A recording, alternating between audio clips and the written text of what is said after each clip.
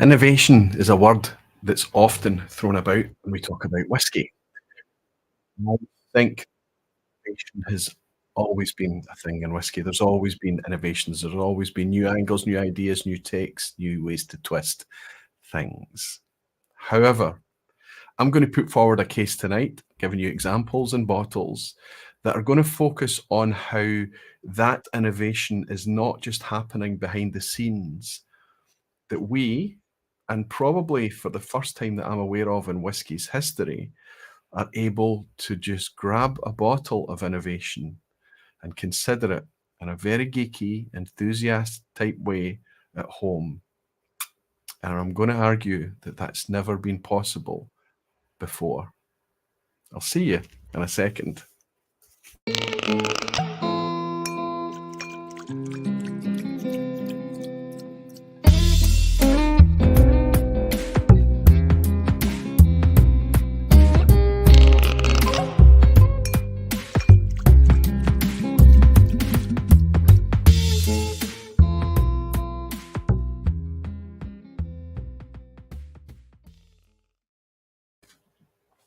Hello, whiskey folk. Hello, everyone. Welcome to the vPub.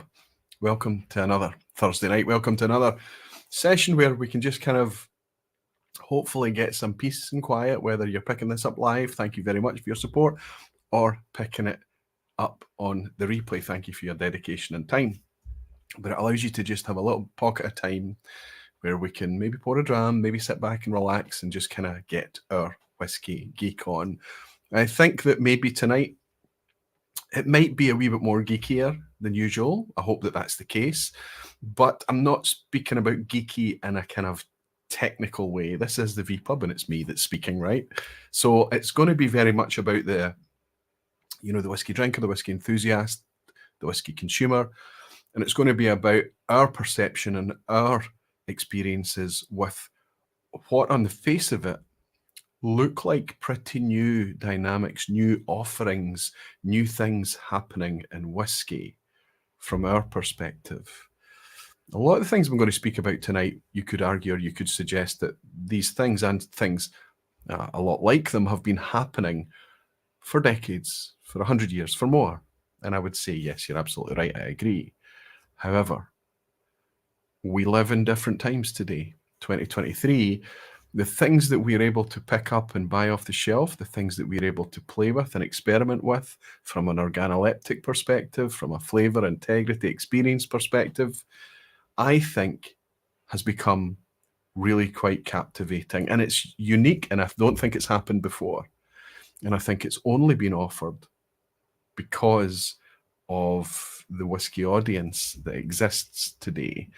We've never been so into it. We've never been so fascinated. We've never been so invested. Words like geeky and words like extreme enthusiast and whiskey botherer and all of these kind of terms are all valid tonight. But I'm going to try and keep it all based around easy to understand concepts and just how we interact with and enjoy whiskey that has had some form of different angle, thought, perspective, or innovation. It's the innovators that I want to talk about tonight. Anyway, I'll raise a wee glass and say welcome. I've got 7 glasses lined out in front of me tonight. I've got 3 Glencairns, and I've got 4 of my wee favoured kind of Cupita glasses here. So with 7 drams tonight, I'll be pouring a wee bit, hopefully a wee bit smaller than usual, because there's quite a few whiskies to try and to kind of talk through tonight. There's going to be very little uncorking. 1 or 2 bottles I've got set aside here that are still sealed, but for the most part, these are whiskies that I've been able to get my head round, play with, and enjoy in my own. And all of them, without exception tonight, are whiskies that I believe are worth drawing your attention to. So it's, again, it's not something for you to run out and buy. It's not to create a sense of FOMO or anything, but it is something to make you consider some of the offerings that's happening in whiskey. And when you do go out to pick up your whiskies, you can ask more informed questions, hopefully. Before we get to all of that, I'm going to jump into the chat and welcome all of you beautiful whiskey folk and dedicated barflies. I've not been looking at the chat at all. Usually if there's any problems or whatever, you try and get my attention and tell me if there's a problem, right? Chris Brook is celebrating being a member of the Barfly group for 9 months. He's saying, good evening, Aquavite. Hope you're well. I am well, Chris. Thank you very much for being a Barfly and keeping the vPub ad-free. Cheers, buddy. And my friend from the Northeast USA, James DeGiulio, has been very generous and he's gifted 10 Aquavite memberships. And that means that if you accept his invitation, his offering, if you become a Barfly, you help, along with James, you help the vPub and all the content on Aquavite channel going forward. And for a long, long time now, for at least 2 years, maybe more, stay absolutely ad-free. I don't take any ad revenue from YouTube anymore. The Barflies mean that that's not even a discussion point. Daniel Key is in. Daniel, did we meet at SMWS this week? Did I get to bump into you and spend a bit of time chatting to you and hanging out with you? It's nice to welcome you in, buddy. I think you're travelling throughout Europe now before you get back to Scotland in the very near future. Be nice to bump into you again, buddy. Nice to welcome you here. Bruno Martins is here saying, good evening, Roy. Good evening, Bruno. Fantastic to see you, my friend. How's things in Portugal? Graham Fraser, I got to hang out with Graham this week, of course. He's saying, evening, Aquavite, evening, Barflies. I'm in on another whiskey foray into Edinburgh and Leith tonight. Okay, so you'll be dropping in and out on the hop, using up a lot of your data, no doubt, Graham. It was fantastic to hang out with you again, buddy. We need to do that a wee bit more often. I loved it. Didn't get much time to talk to you directly. We were in a wee group, weren't we? But I'm sure we'll have opportunities in the future. Nice to have you here, whether you're just in and out or otherwise, Graham. Ryan Sutherland is here. Hello, Roy and the Barflies. Good to see you, Ryan. How are you, buddy? You keeping well? I'm looking forward to bumping into you, hopefully in Glasgow a wee bit later in the year. Whiskey Weekend Drum Harrow saying, settled with an Edredar single cask Chardonnay matured Aquavite. Don't think they are innovators, just the old way. Well, that's right. And I think what you might be surprised tonight is that I think I'm going to just get the cask discussion out of the way quite early on, because it's not going to be a focus tonight. As long as it's an oak cask, it's valid for maturing whiskey, right? Certainly Scotch whiskey. And kind of, they're all over the place, right? There's wine casks, fortified wine casks, there's bourbon casks, and all sorts of really interesting different ways to add layers and flavors and angles and shine different light on whiskey through maturation. But I'm not going to focus on that from an innovation perspective. I'm not going to talk about, finishing and full maturation and the differences and the differences that different casks can impart on whiskey. That's not the innovation I'm going to focus on. That's not the innovator I want to draw attention towards tonight. It's kind of slightly more process before it even touches a cask. But casks will inevitably come into it. Anyway, Harrow, it's good to see you here, buddy. I hope you're enjoying that wee Edredar. And Justin Wann is saying, good evening, Roy. Stressful week for me at work. Oh dear. Appreciate hanging out with you and the Barflies on a Thursday night, Friday morning. I'm very grateful. Justin in Hong Kong, it's very, very late for you. It's fantastic to have you hanging out with us whenever you can make it, buddy. I hope the stress is dissipating a little bit. Blair Stevenson is here, even Aquavite, just popping it in late. No such thing as late on the vPub, Blair. Always brilliant to welcome you, my friend. Superb. Hellswood is saying, evening, Roy. Helen, always fantastic to welcome you in. How are you doing, Helen? How's you and Andy? Sugar Kitty is here. Jimmy Jazz, Andrew Pears, look at all the Barflies that are in. Stefan Novak, so good to see you, buddy. Andy Cross, superb. Lowlander, Bruno Martins. I've already mentioned you, Bruno, right? Fantastic. So many of you in. As normal tonight, I'll be trying to pick up on the orange. So as I glance to the right and pick up on the chat, as I dip in and out, just type Aquavite or at Aquavite, and it'll highlight orange for me, and you've got a better chance of me picking up your comment. Renato's bought me a wee dram. Roy, we love you in Brazil. Best regards. I love you in Brazil too. Fantastic, Renato. Thank you very much for your dram. There's quite a few people tuning in from Brazil now. Always a wee bit nervous about kind of English as a second language thing, but especially when English is arguably my second language too. But it's brilliant to have you wherever you tune in from. Brazil, that's just amazing. Renato, thank you for your dram. Cheers.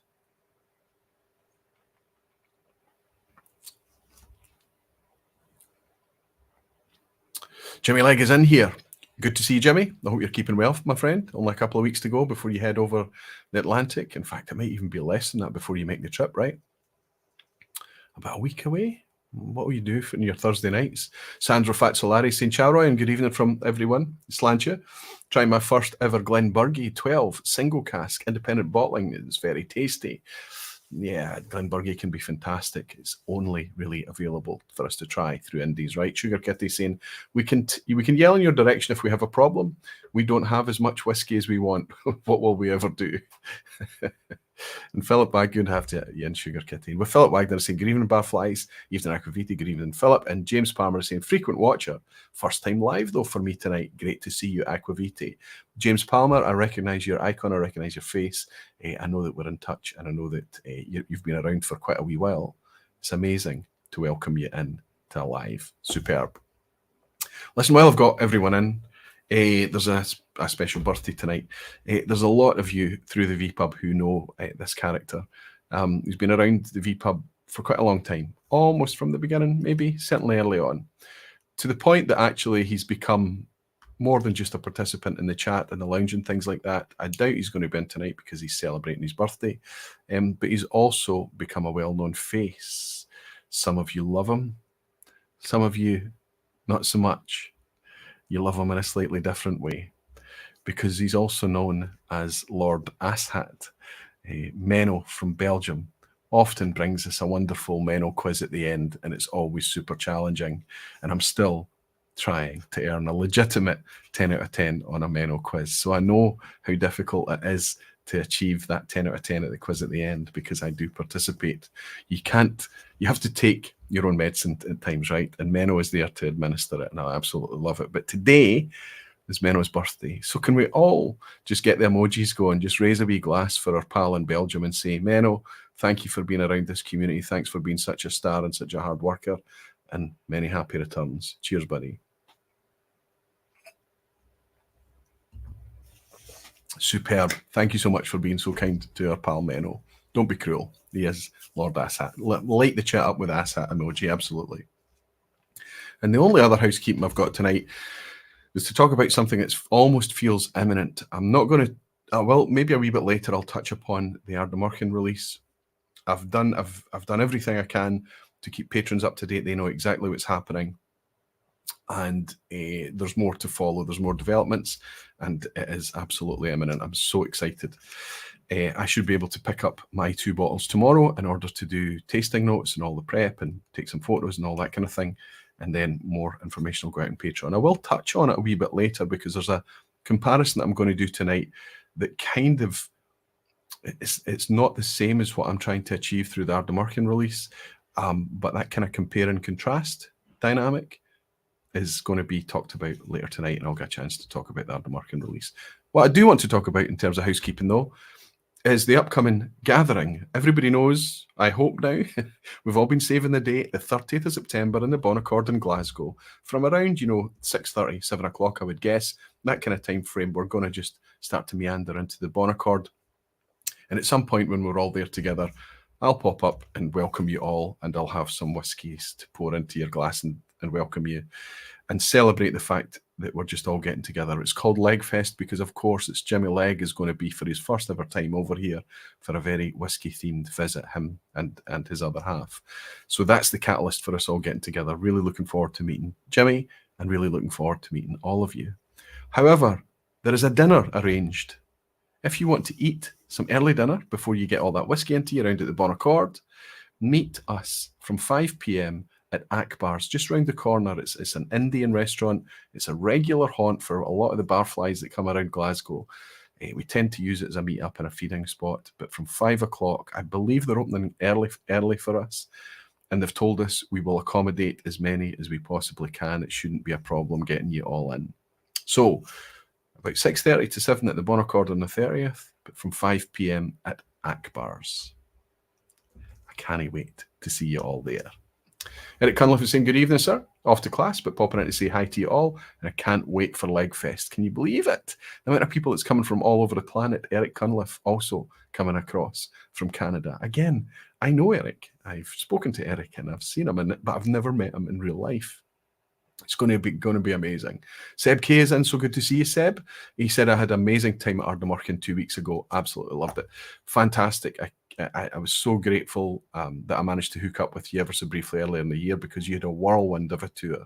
But Seb, that was a wonderful gesture. When I turned up at my accommodation in Springbank, there was a little packet of snacks from, I think they were Lebanese nuts he'd left for me. He's in Lisbon now, but these were from Lebanon.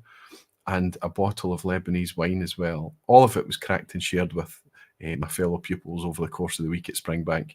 What a lovely gesture to turn up at my accommodation and have a wee welcome gift there. Cheers to you, Seb K. That was lovely. Cracking gesture. And James Palmer is saying, okay, Aquavita and Ardnamurchan in the same breath. Anyone need a spare kidney? Listen, it's not, you're absolutely right, James. There's a lot of, and it's risky, because last year's Loch Lomond release went down so well. What a wonderfully fruity, bright, easy drink, ridiculously easy drinking, honestly, for 55%, close to 55% ABV. It just went down really, really well. This Ardnamurchan release is like almost taking the lens and just kind of, or the torchlight, let's say, for whiskey, and just shining it in a completely different direction. Hopefully I'll get a chance to mention it a wee bit more a bit later. Patrons know all about it. They know where I'm coming from by now, hopefully.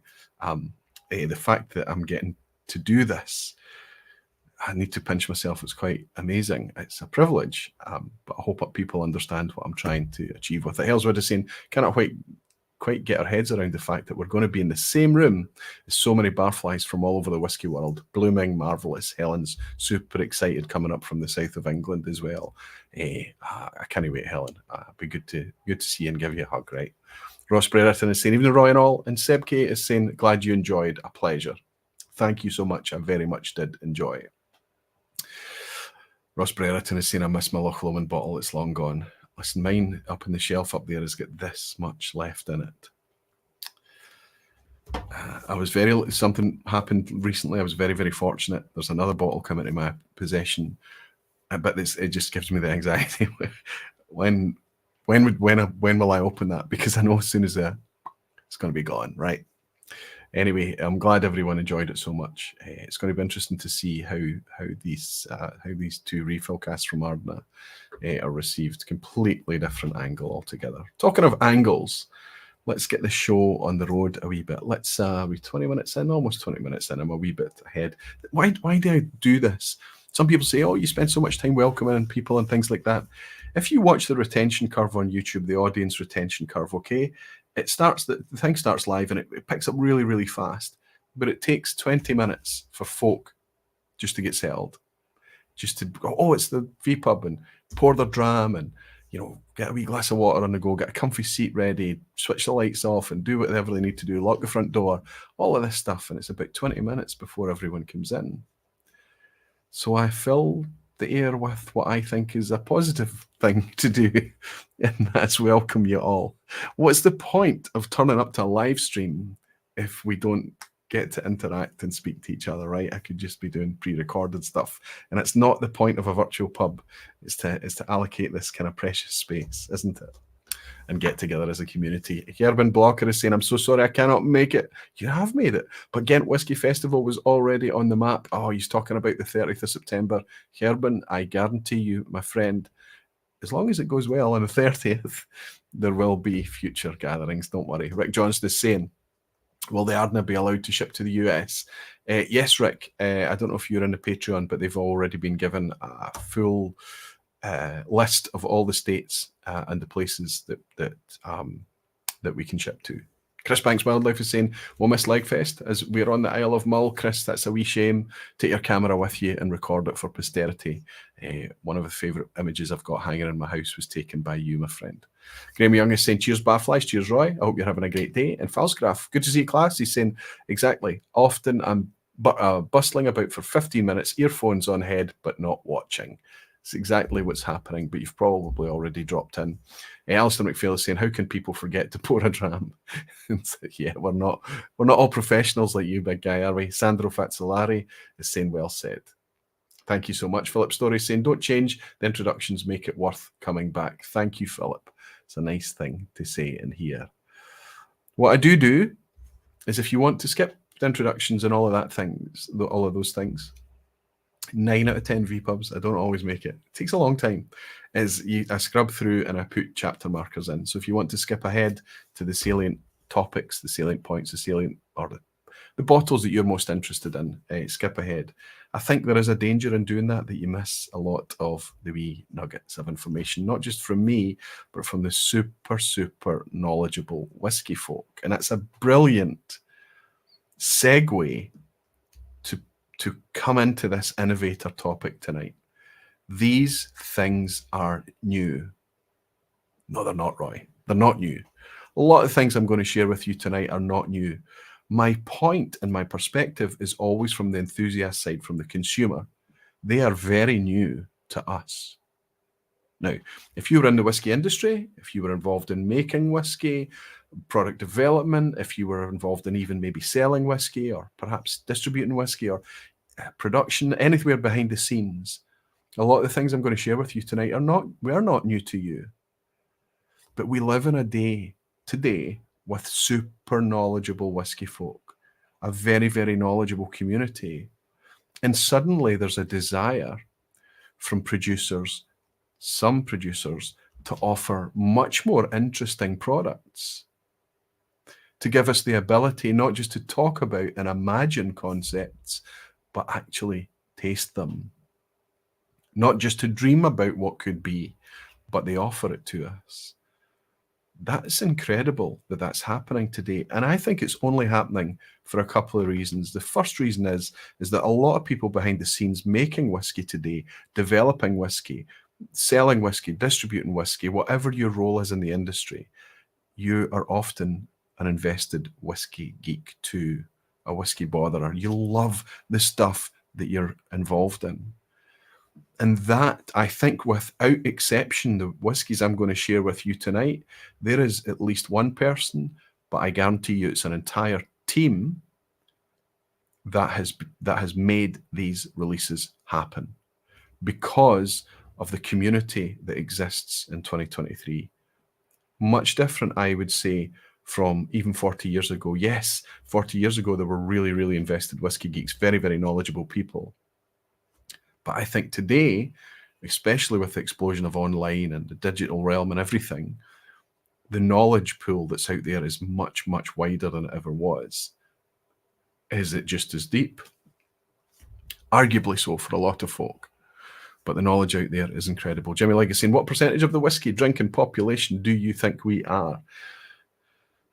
Are you talking about, when you say we, quantify we, qualify we? I'd say that if you're talking about Aquavitae channel, it's a sliver of a sliver of a sliver.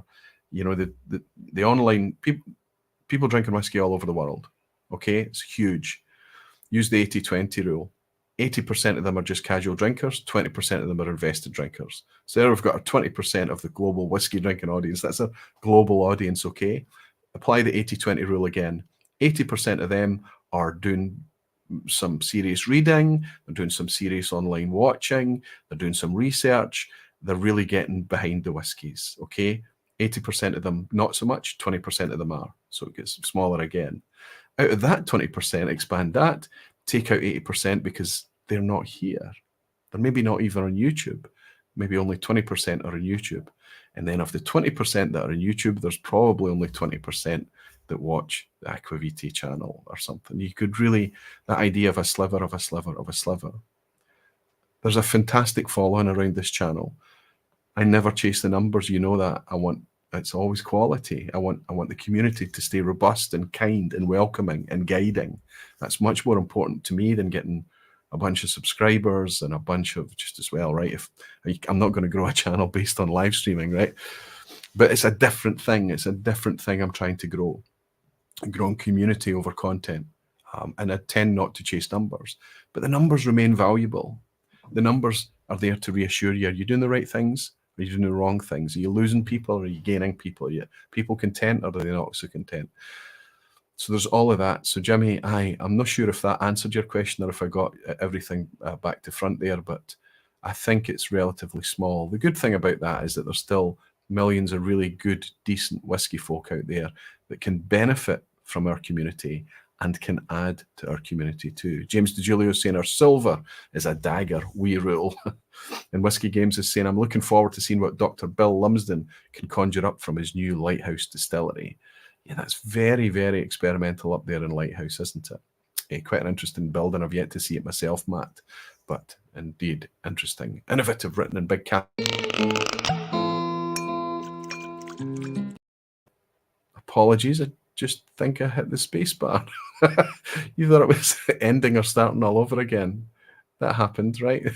Apologies. Need to be careful around my keyboard. Has that ever happened before? If I click off it, so if I'm hovering over it and I hit the space bar, it starts. Sorry. I was going to mention Sugar Kitty's comment. He says, speaking of the audience here, what, no thumbs up? Lick that like, and like that lick. It tastes innovative. Lick that like, and like that lick. It tastes innovative. Thank you, Sugar Kitty. So we've got lots of likes coming in now. The wee hearts are flying up. 350 of you in, and 106 likes. But that's Sugar Kitty. That's because I haven't shared anything yet. We're over 20 minutes now. Cheers, everyone. Let's go. So we're talking about this knowledgeable audience. We're talking about how producers then can either step up to cater for that audience, or new people can step in to the realm to do that. I'm going to come at you with my first of four really kind of very loose umbrellas for tonight, okay? The first one is blends are getting serious. For the longest time, you've been hearing me and many other commentators talking about how the blend category in whiskey, and I know a lot of us we switch off when we hear that B word, but I'm telling you, it's not your fault. It's the product offering that's behind the B word is the problem. It's always been the problem. I've always said it's ripe for disruption. Somebody's going to come into that blended category and make people realize that a single malt is a very singular experience. It's a very pure experience. Yes, it's a vatting of all malts from a single location, sometimes less so, sometimes small batch or single cask even. But these are very laser-focused experiences. You take some single malts and different styles of whiskey, let's say, and put them in the hands of an accomplished, experienced, talented blender, and you can make magic. Why is it not happening? Because blended Scotch whiskey, 99+% of what's out there is not that today. You only need to taste blends from 30 years ago, 20 years ago, 40 years ago, whichever. They're still inexpensive to pick up on the secondary market if you have a secondary market. Where you are, of course, don't overpay for these things. You will suffer from old bottle effect. You will suffer from the fact that the thing has changed in glass over those decades, but you will be able to get a glimpse of history, and you will get affirmation that the blends that we sip today are not what was offered in the past. And I know that there are lots of reasons for that, lots of dynamics. Nevertheless, the blends that are offered today, for the most part, are not going to get people coming into whiskey and going, wow. Most of the blends available today are drinks. They are not sipping experiences. They're not flavor experiences. They're not sharing experiences. They're simply drinks like so many other drinks that's out there in the world. And I don't want to dismiss that. It's just a matter of fact. That huge drinks category has left a wake of people who are interested in whiskey flavor. And that's where the enthusiast market was built. That's where single malts managed to get traction. Single malts are relatively new. If you knew, you knew, and if you lived close to a distillery, and if you had a local producer that was willing to give you a single malt or something, then great, back in the day. But it wasn't until the late 70s, the 80s, and certainly not until the 90s that single malts really started to get proper traction. Now, today, it seems to be people are kind of like, it's all about single malts. We've forgotten that blends have a really, really important role to play in the whiskey space, and they're being a bit neglected right now. We've been saying it for a long time. Then 2021, I think it was, we start to see really quite interesting things. Thompson Brothers TB BSW 6-year-old, a 46% blend. It came out at £30. It's about £35 now, especially in the UK. We've just been hit in August with another tax increase, and we're seeing that coming through in retail now. We've seen the prices bump up a little bit. We just have to roll with the punches sometimes. But we saw that Thompson Brothers come out and we were like, wow, that's super interesting. Earlier this year, we saw McLean's Nose coming out from the folks at Adelphi, the people at Ardnamurchan, with a huge component of Ardnamurchan in the mix as well. 30% grain, 70% malt, early £30 again, similar price to the Thompson Brothers, and we were blown away. Completely different from the Thompson Brothers too, where the Thompson Brothers have got that kind of lovely, kind of rich sherried style, that easy sipper, that almost decadent experience from their 6-year-old. From McLean's Nose, we've got this really quite bold, rugged, interesting West Coast style almost blend, this kind of outdoor whiskey as I describe it. Fantastic. Also earlier in this year, we had a range coming out from two brothers from the whiskey industry. They both had roles in the industry, but eventually they decided to get together and follow their passion. And they started to play with blends. They brought out a few blends, and I was cynical. And you know this, I've been talking about these producers. You cannot get them where you are, I'll bet. If you're in the UK, and some markets just very, very close to the UK, you might be able to get your hands on this stuff. But I think it's a harbinger of possibility for the future. Of course, I'm talking about, and I'm just about to show you an empty bottle of whiskey. It's a recycled review or something, Roy. This is Turntable. And this is from the Stevenson brothers. Now, I really need this camera to focus tonight. Come on. Please. Am I going to have to reach over? And I do want you to see these tonight, so I'll do my very, very best. This is their track 3. It was called Purple Haze, 46% ABV blend. Why was I cynical about it? This was £75 for a blended whiskey. So there's me saying we have to change our attitudes towards blends, and then immediately following up with, I'm not paying £75 for a blended whiskey. I'm not listening to my own doctrine, my own dogma, right? I'm not listening to, okay, Roy. So eventually I bought one. I tried there was a smoky one out. I don't remember what it's called now. You'll have to remind me. And there was another one that I've forgotten too. But the one I settled on of the original track 1, 2, and 3 was track 3, which was their Purple Haze. And I got through this remarkably fast. This was finished it was actually finished the weekend after I came back from the Springbank week. There was only a wee bit left in it, and my friend Bill and I sat down and finished this bottle. We took it away, and he loved it too. And everybody I poured this for loved this whiskey. Every glass, it reminded me that I'm not drinking a blended whiskey. I'm drinking £75 worth of whiskey all day long. It was so good. So good. It sold out everywhere. People got their head around this. They understood it. They know what it's about. They loved it. They probably bought another bottle. I went back to get my other bottle and it's gone. It might still be there, here, there, and everywhere. But what I decided to do instead is say no. Rather than go back for a repeat purchase, they've just brought out their 3 core range products. And the prices have come down. I think these are larger outturns, maybe different stock in there, more economical stock being used in the mix, and a slightly different take on the packaging. Because what they did here that was fantastic is they told us on the back, and it's not going to focus, but I'm going to try and do my best here. There you go, it does. 42% Craig Ellichy. Come on, camera. It was working okay on Sunday night. 42% Craig Ellichy, 44% Balmenic, and 14% Invergordon. So we're talking about huge malt forward blend. Only 14% grain from Highland Invergordon Distillery. Ex-sherry barrel from them. It was a PX, Pedro Jimenez from Balmenic, and Craig Ellichy was Oloroso. This was very sherry forward, but there was a lovely balance to this.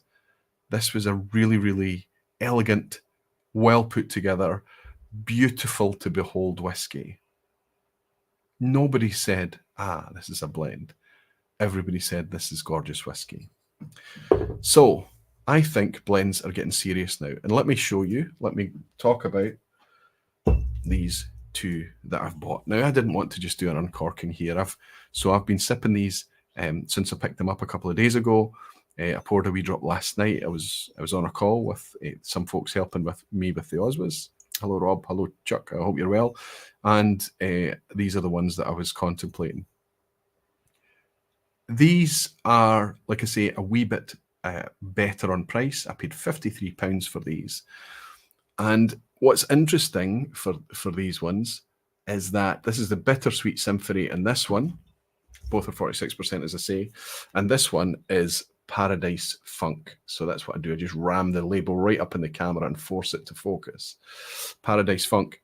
They have omitted the makeup on the bottle on the back.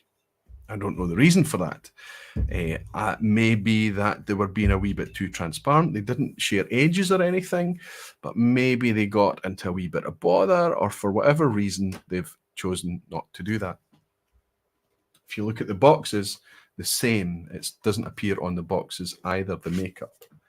But hop onto their website or pick up one of these wee handouts that they've... Anyway, if you're at a festival, an event, a tasting or whatever, and these guys are there, they'll probably have these wee booklets. And they're trying their best to tell you how they've made the product. This is the Paradise Funk that we have here. So we've got 13% Knockdo Virgin Oak, 20% Benromach Chinkapin, 18% Invergordon, 8% Blair Athol, 30% unnamed Speyside Virgin Oak, and 11% North British Virgin Oak Barrel. So there's a couple of things there. More than one grain's involved in this one. We've got some North British and Invergordon, but even then, making up 29%. The rest, the other 71%, is all malt. And you can see that there's a lot of quite active casks going on here. We've got Virgin Oak, we've got Chinkapin, and then Invergordon is even an ex-cognac. Whether that's an active cask or not, I'm not sure. Well, let's get these in a glass. Let's use these wee glasses. Just do a wee pour. A wee pour of the Paradise Funk. And a wee pour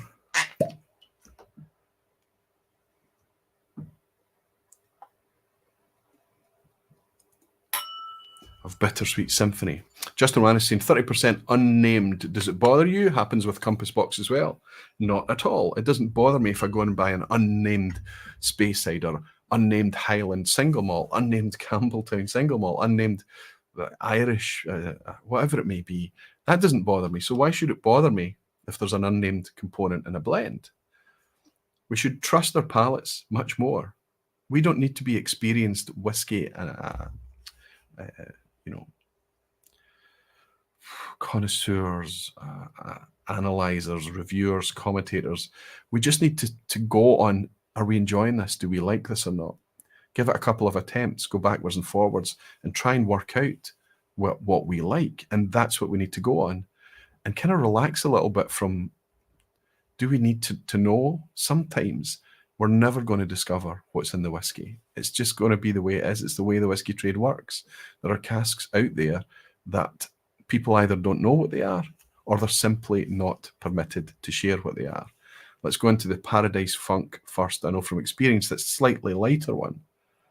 For me, this is nuts, specifically almonds and marzipan. It's really marzipan forward for me. It is like a cake, like some kind of cake icing.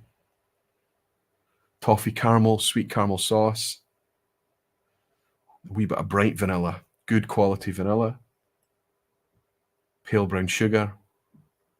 You know exactly the profile. You know exactly where I'm coming from on it.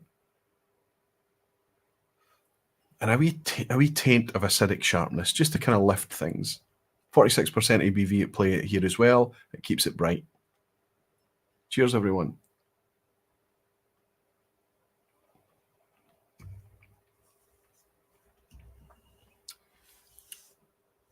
Decent mouthfeel.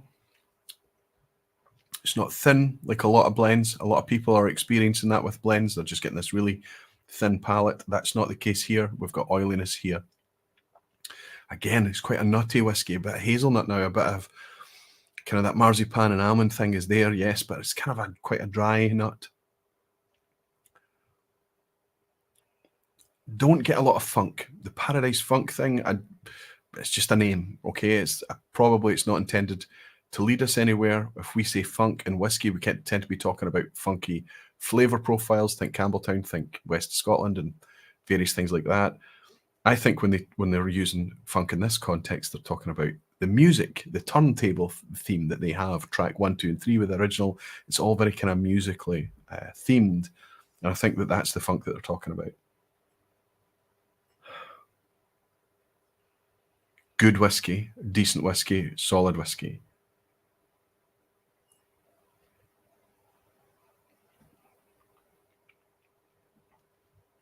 Good, that I would be confident that you could slide that into a lineup of similarly priced 50 quid, 10-year-old malts, 12-year-old malts, much more expensive blends, and this would go toe-to-toe with them. It would hold its own. I think it might even surprise them. I would give this, I would tell you right now that just 3 or 4 glasses in, I'm already enjoying this. The second one, however, Bittersweet Symphony, amps things up for me a little bit. Takes me a wee bit closer to that purple haze experience I had. It's going to be interesting to share the casks in this one, and that'll make sense. This is much richer. This takes me right into winter time.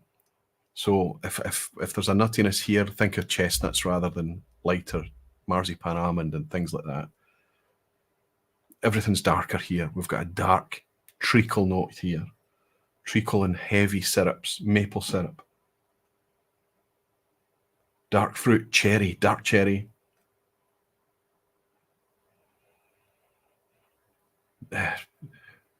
Moving towards, the tobacco box, cigar box, leather even, that kind of thing.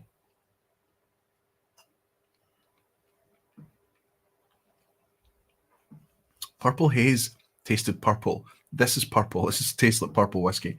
This is called Bittersweet Symphony, 46% ABV. But let me show you, just if I can force my camera to work, what the makeup here is. It's really quite different, with a wee bit of overlap, I think. Craigellachie PX Punchin, Blair Athol Virgin Oak, Craigellachie Oloroso, Balmenic PX Punchin, and 19% North British Virgin Oak. So a wee bit of overlap here.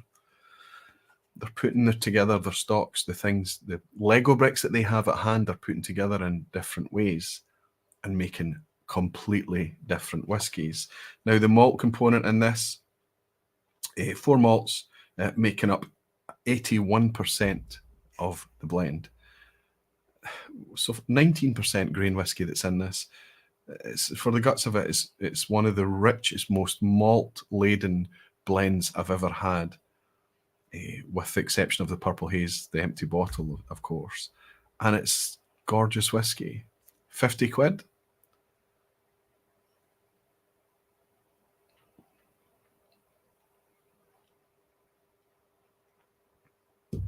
Easy. This is 2023. 50 quid doesn't buy you what it used to buy you. When we're spending our 50 quid today, we need to find places where we're getting flavour. We used to get flavour. We used to get lots of flavour. We used to get maturity. We used to get good vintages for £50. Those days are gone, long gone. And I can't see them coming back in a hurry either. So we need to adapt and open our mind a little bit. But we can only do that if the industry brings us innovative, interesting things, good and cool new experiences. I can't say the blending sector needs to be disrupted. It needs to be shaken up a bit. There needs to be new colour on the canvas. And then as soon as a company like Turntable comes across and puts new colour on the canvas, in a very, very difficult market in 2023 to source good quality whiskey in order to build something interesting and then not get involved in it. Especially when I do get involved in it and taste how delicious it is. Now, a disclaimer, there's a lot of tasting packs, there's a lot of samples going around for Turntable. They're really trying to get their name out there, and they're giving it to anybody that's willing to get the name out there. They're getting liquid on lips and having people try it. This is me going out and buying it off my own accord. This is my own money. I've walked into a Good Spirits company and picked these up, ordered them online and just collected them. This is me speaking from the heart. This is the God's honest truth. If you go out and buy a Turntable product, if you taste a Turntable product at a bar, if you get one, whether it's free or if you have to hand over some tokens at a festival or something, I think that you're probably going to be pretty impressed. Please know that in 2023, we might need to start to be ready to embrace new dynamics, new innovative things coming from innovators that are using the B word. Blended Scotch whisky, blended malt Scotch whisky too. The single malt thing is compelling. I love it. I love tasting from a specific location. I really do. But you know what I love more than anything? When a whiskey shuts me up, when it silences me, and when I can put a glass of it in a friend's hand and the two of us just sit in quiet contemplation with a smile and say, aye, good whiskey. That's important to me. And if it ends up being a blend, I think that needs to be a very, very positive product of innovation. These are cracking whiskies. I might go out and buy the Smoke and Riff as well and give that a whirl. Terrific stuff. See who's in and what's being said. Jeff Whiskey's in. When the dram finishes, we'll get it on your last verve. Will it get on your last verve? Yeah, Bittersweet Symphony is a wee pun there. Lowlander is saying, how much do those whiskies cost? These are costing me £53. I think that's RRP right across the board. So, but these are 46% ABV and fully natural. Now, we don't know the ages of the products, that they are not permitted to tell us the ages of the products, of the makeup. It's SWA regulations, but they do go to great lengths to try and tell us how they've made it, how they've put it together, which has got to be celebrated today. We love to get our geek on. Ryan Sullivan is saying, I'm jealous of what stock they've managed to get their hands on. Some very interesting cast types being brought together. So Ryan has done a very, very good blend. And one that I mentioned on a vPub, I had it on vPub a wee while. I took it to a tasting and I used it in my lineup tasting. I did a tasting in the city centre for Willie Dollier. I don't know if he's going to be in here tonight. But the Seven Sons 8-year-old blend was another fantastic blended whiskey. And I remember talking about blend and single malts in that tasting and people asking, and they had this idea that single malts were the pinnacle and they were better quality. But that didn't play out in the tasting. Didn't play out at all. Ryan, I hope that you're able to continue that theme and bring out some fantastic products while we're waiting for the stuff coming out of 8 Doors. Rick Johnson is saying, Roy, it's your shipping. Is your sipping preference using the Glencairn or Cupita? Mood-driven, Rick, I'll say. So I don't know, the Glencairns, it's quite sturdy. It's easy in the dishwasher. I used to hand wash all my whiskey glasses, but there's just too many kicking around now. It's easy in the dishwasher. It's not fragile. It's a chunky little reassuring thing. And it's just the de facto perfect whiskey glass, right? I like Capitas sometimes. I like the way you can hold it a bit more. There's a stem here. There's a big foot on it for you to keep your fingers away from the glass itself so you can keep looking at the whiskey. It's just very kind of silly and indulgent, isn't it? But no, I play around and I mix up the glasses. This one I've got here tonight that I started tonight with, I might come back to this later. I'll tell you what's in this glass. It's fantastic. But this is actually a Sipper Social Club glass here. That will not focus on that, will it? It did. Well done.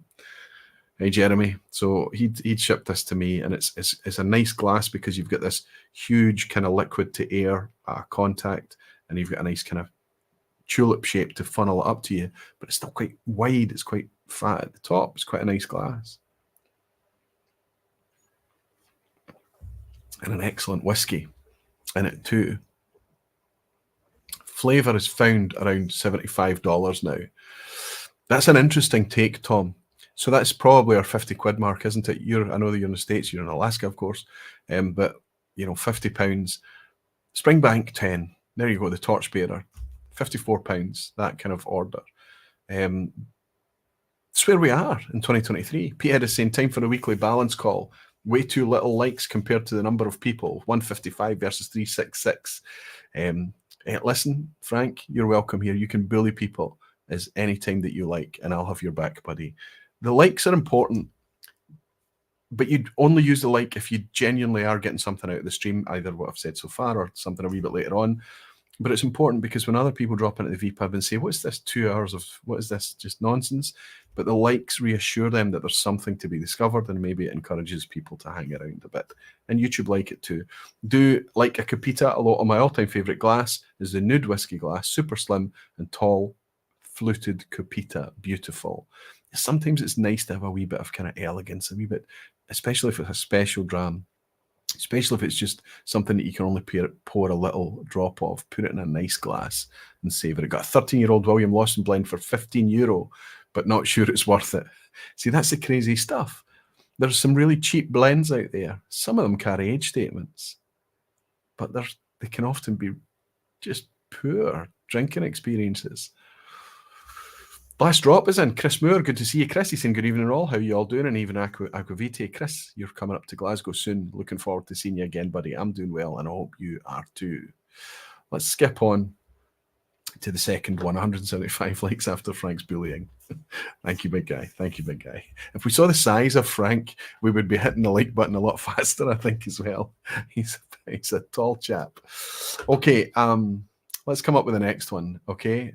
I'm going to talk about sharing the experiments, because these innovators, they're behind the scenes playing away, you know, seeing what happens, doing this, doing that, doing the next thing.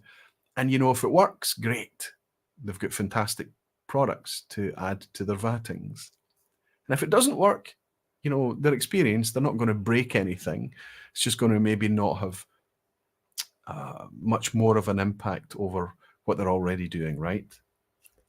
But they can still blend it away. They can use it in blends. They can use it in vattings. They can just they'll work it out. So all this tinkering is happening in the background all the time. The difference today, the reason that we are suddenly aware that there's innovation and that there are innovators in the background, is that some producers are prepared to step forward and share it with us. I'm going to talk about a distillery tonight that we've been able to experience that like no other, with transparency that we're not used to experiencing. I'm going to share, to do this, I'm going to share you the distillery exclusives. I've got a 2010 9-year-old. I'll put this right up at the camera. This is Loch Lomond's first distillery edition. This is their number one, a 9-year-old. It was, look at how little bottles, 265 bottles. There were not many of these around there. They went quite quickly using Chardonnay yeast. So if anybody's familiar with the Aquavite bottling that came out last year, this is about the closest that you're going to get to something like that. Straight neck pot still, Chardonnay yeast. But this was a 9-year-old. Mine was a 2011 vintage. 10-year-old, but very, very similar. So here we've got experimentation with yeast, a different yeast strain. This would normally not be released out to the public. Then they come along with distillery edition number 2. And this is a 2017 5-year-old product. Now look at the label up at the top here. It says blended Scotch whisky. Whereas the other two I'm going to share with you clearly say single malt Scotch whisky up at the top. So there's a bit of an overlap there. There's an overlap with that. I know you're getting just as frustrated with this camera as I am. There you go. Single malt Scotch whisky. Now, there's an overlap there. But these bottles look very, very similar. It matters not. It's clearly stated. This one's a blend and this one's a single malt. What's super interesting about this is that it's actually a single blend. It uses malt from straight neck pot stills. This is peated, so 50% ppm malt from pot stills. I think it might not be straight neck. I need to double check that. Maybe Michael's in tonight. He's occasionally hanging around. but malt from the pot stills, so traditional Scotch malt whiskey, but then the grain element is actually malt whiskey that's through their column still at Loch Lomond, their copper column still, again 50% ppm. So we're talking about this similar peating level to higher than Lagavulin, similar up close to Ardbeg, Lefroy levels, that kind of thing. This is heavily peated malt, but to my palate, this has got a nice balance of peat. Pour this for anyone, nobody will pick it out as a 5-year-old. It's my prediction. But the one I'm going to focus on tonight, the one that's in this glass, interestingly, is the Chardonnay yeast, the 9-year-old I showed you there. But the one I'm going to share with you tonight is by far my favourite of the three.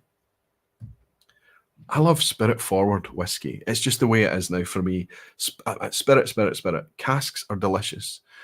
A lot of the notes, a lot of the whiskies that you see me celebrate are very cask-forward, very cask-driven. A lot of the tasting notes that I share will be cask notes. There's nothing wrong with it at all. Some people prefer cask flavour. Some people prefer spirit. And most people love a balance in the middle, okay? Right now, I'm very much in the spirit camp. I love spirity whiskey. This is not that, but it's close to that. This is the third distillery edition single malt from Loch Lomond, and this is a 10-year-old. It's a 2012 vintage. This was 500 bottles, which I think is maybe the biggest release of these distillery exclusives so far.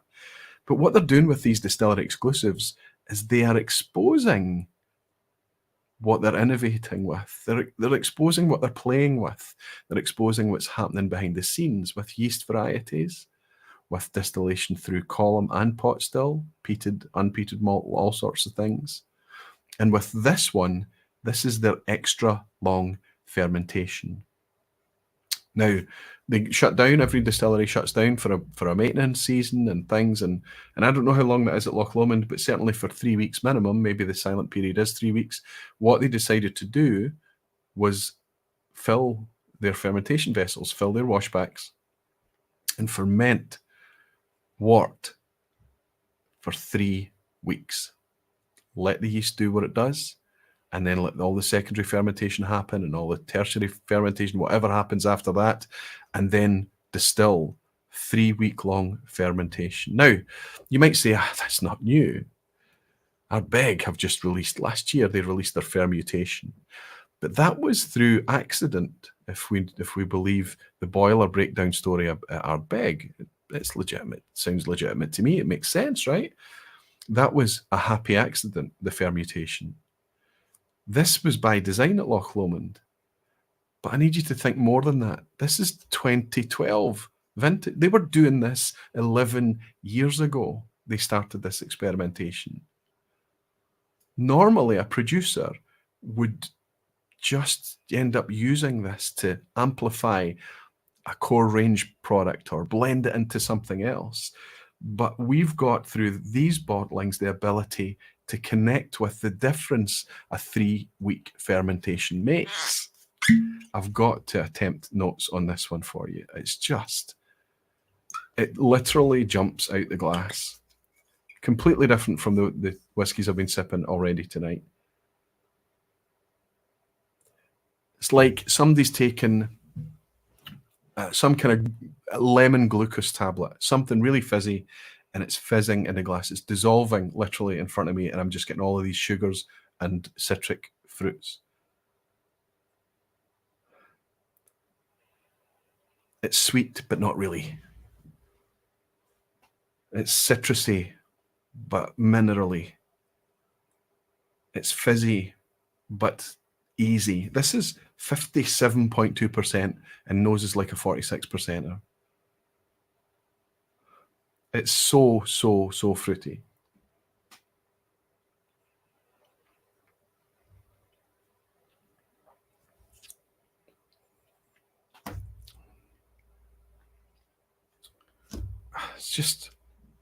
It's like nothing else. This is like nothing else I've got on the shelf. It's alive, and there's that chalk and that mineral thing, pebble thing. It's bright and it's vibrant. You can't sip this and not acknowledge what you're sipping. This is not a drink. This is not something you just knock back. Every single tiny sip is going to command all of your attention.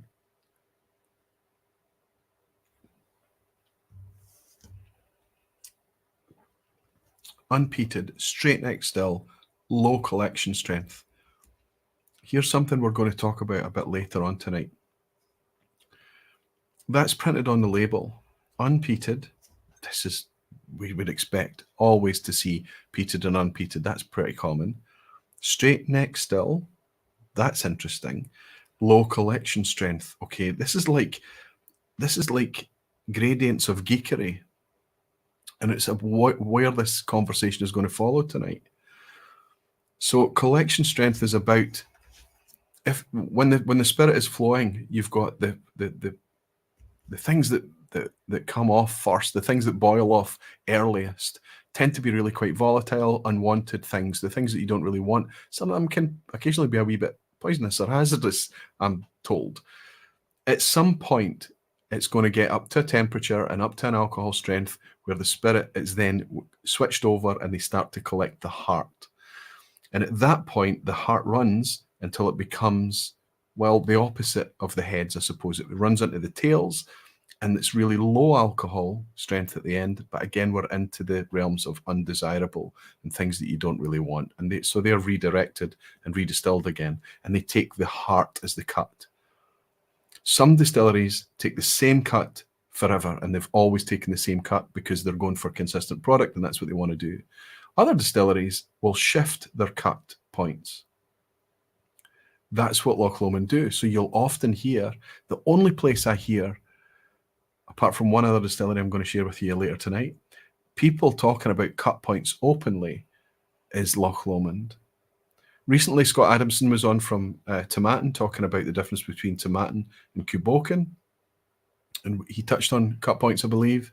But generally speaking, it's considered, too technical. But if it's if it's a thing that directly affects flavour, we want to try that, don't we? Loch Lomond have brought us a product with 3 weeks worth of fermentation and told us on the label, this is our low collection strength spirit. And then we can compare that to another product with high collection strength from straight neck still and decide what we think the differences are. Super geeky, but super interesting. And if we're not interested in it, the font is so small, it's barely readable. It's just there for the people who care. It's not difficult. And sometimes it just produces absolutely gorgeous whiskey. Has anyone tried this? Has anyone else tried this? Justin Wannis saying, spoken like a true Springbank school graduate. I was actually preparing for the vPub on the day that we were supposed to be running the stills. I get very little experience at the stills. Falscraft is saying, I have some of the great stuff they do these days. I have had some of the great stuff they do these days, but there's still that little voice in my head that tells me Loch Lomond is commercial stuff. You know what? I'm going to let you have that, Klaus. I'm going to let you have it, buddy, because I suffered from the same thing. Loch Lomond are doing as much as they possibly can, I think, to try and change your minds. Maybe not on all the products all of the time, but when you can pick up products like this, like these three I've shared with you, plus their fully natural steam and fire that's just come out, so many other examples. I don't want to keep talking about the Aquavite one that was released last year. It's compelling. Jimmy Legg has bought us a dram to say, I'm still waiting for my innovative distillery to exist. Floor maltings, direct firing, worm tubs, bourbon casks, dunnage warehousing, age statement, cask strength, and all single cask offering. You're not a snob at all, Jimmy, are you? He's already bought me a dram and I missed it. Jimmy Legg, he's saying, what will I do on Thursday night while I'm in Scotland? Terrific, Jimmy. Depends where you are and whether or not you've got an internet connection, right? What you're up to. Jimmy, thank you for your dram. Thank you for your colour and support. Cheers, buddy. I wonder what Jimmy Legg's going to make of Scotland when he's over here. But I wonder what he's going to make of the real Roy, you know. The Roy that hangs out and drinks whiskey is not the Roy that sits in front of this camera of a Thursday night. Alistair McPhail, he's met me. Michael Henry, that Loch Lomond, he's atting Michael Henry, suggesting that Michael Henry might be in tonight. That Loch Lomond 3rd edition is in my glass right now. Lovely stuff.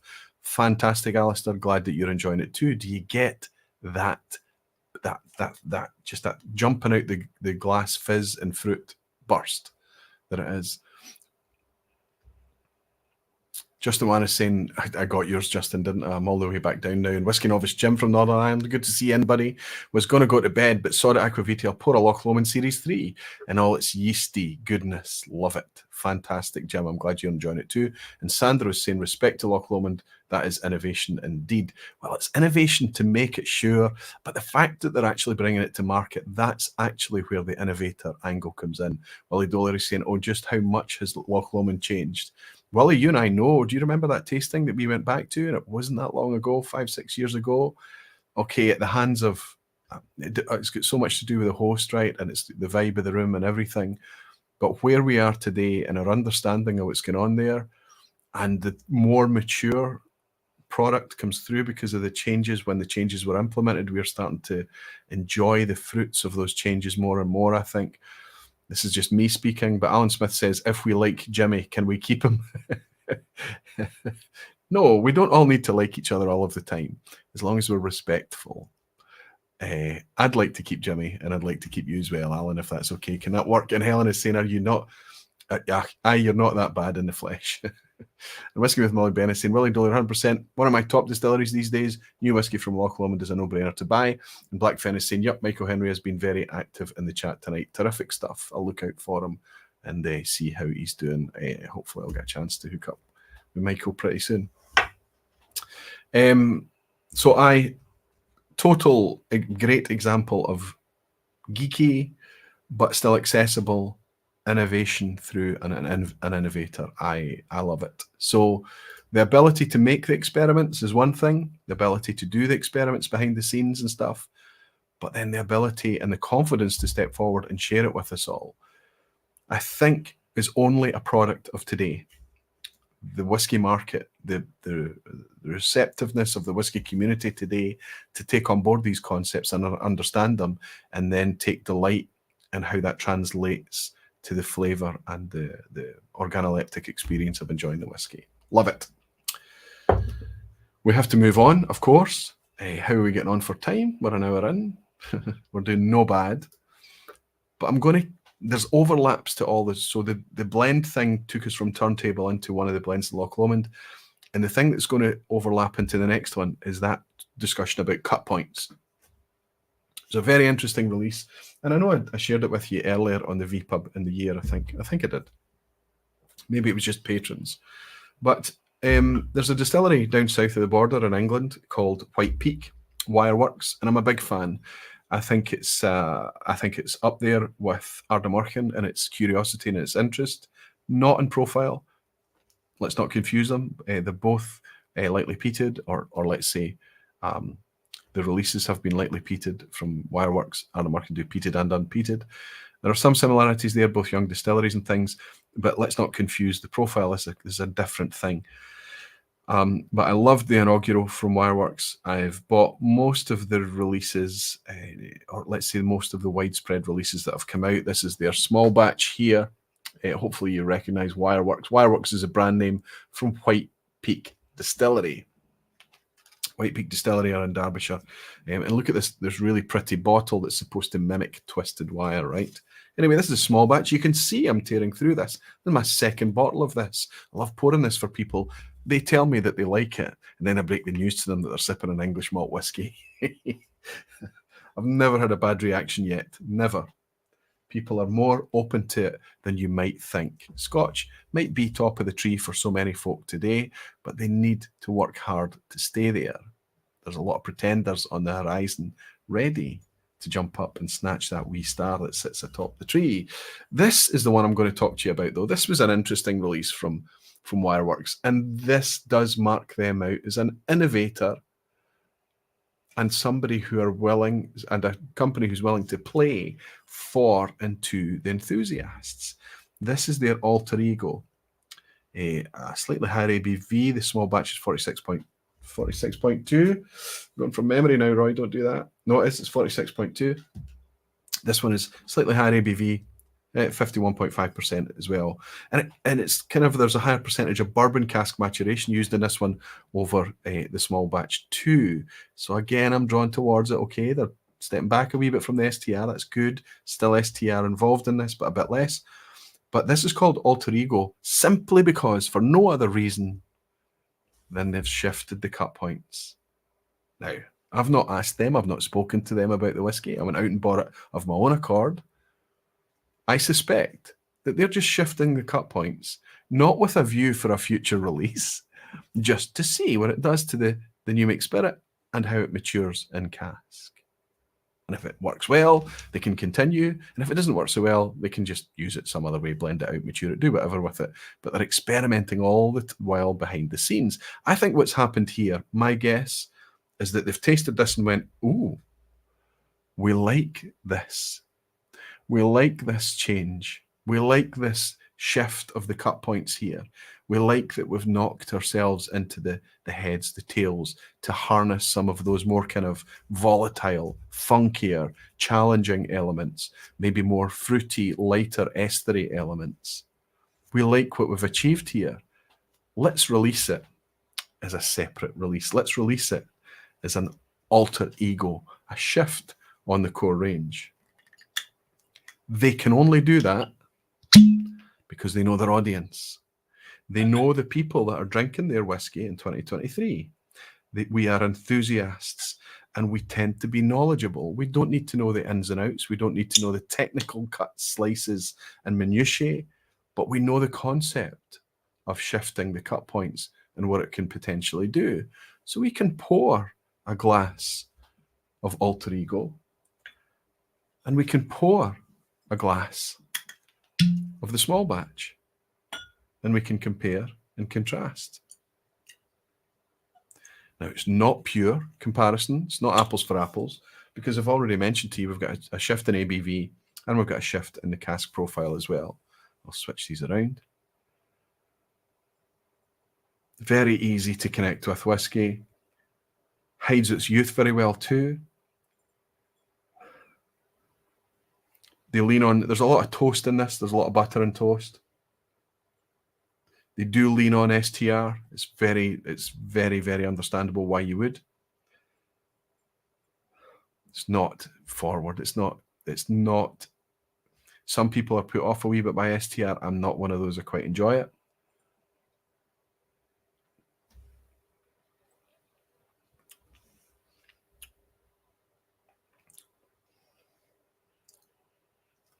Very well put together. Young, vibrant, youthful whiskey. Softer than you might imagine. Going to the alter ego. Okay, there's a wee bit of a... So I'm suddenly going in the industrial side of things now. There's a kind of bit of machinery thing going on in the background. But it's still very fruity. Still very estery. It's very fruity whiskey. But this is more like a cooked orange, stewed orange.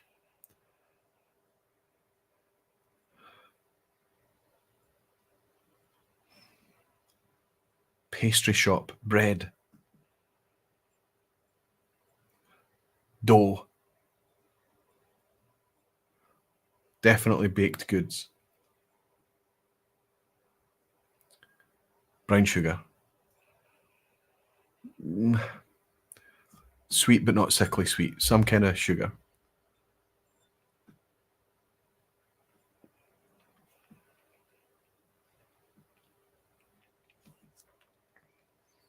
Very similar, as expected, but more texture, more spikes, it's more communicative. The ABV is certainly helping. That amplified ABV is there. You can taste the difference in ABV. again hides its youth very, very well. I don't know what age we're talking about here, 4 or 5 year old whiskey typically. A white peak are still quite young. But again, alter ego. Why is it called alter ego? You would have to be a very, very small independent company with a very, very focused attitude like Wireworks or like White Peak are in order to do that, because most marketing companies, most product development people would not let you put that out there. Why are you calling it alter ego? Well, we shifted the cut points on the distillation, so it's coming through the spirit stay. If we change, they're just going, no. It's far too technical. It's far too geeky. The customer is stupid. What we have is this kind of split between conservative consistency and playful geekery. I think there's a market not only in 2023 in order to play more to the playful geekery and through that increase the knowledge out there of the products that we make, often in our very domestic markets, right? Whether you live in England, Scotland, the States, Europe, Asia, wherever you are, the ability to understand what's creating the flavour in the glass, to encourage you to contemplate it, to slow down, to drink less and taste more. I think the industry could learn from that. Instead of diverging, learn how to play the lanes a little bit better. But we're seeing this divergence. We're seeing the innovators step up. My worry is for these bigger, more conservative companies that the innovators start to become disruptors. And the more conservatively minded companies are not ready to adapt. They're not agile enough to follow the trends. Jimmy Legg is saying the customer is stupid, but playing up to that instead of educating is where business fails. I hope that's exactly the point I was trying to make, Jimmy. You should come on and do this because you're much more succinct than I am, my friend. Absolutely spot on. I don't know if you feel the same way.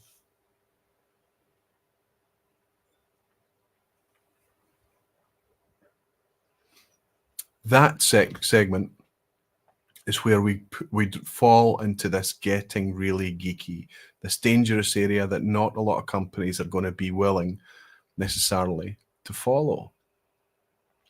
And I think that's a shame, because to most people buying this, if this was a mass market product, 46% ABV maybe, Wireworks, Derbyshire, single malt English whiskey, alter ego, it's just the brand.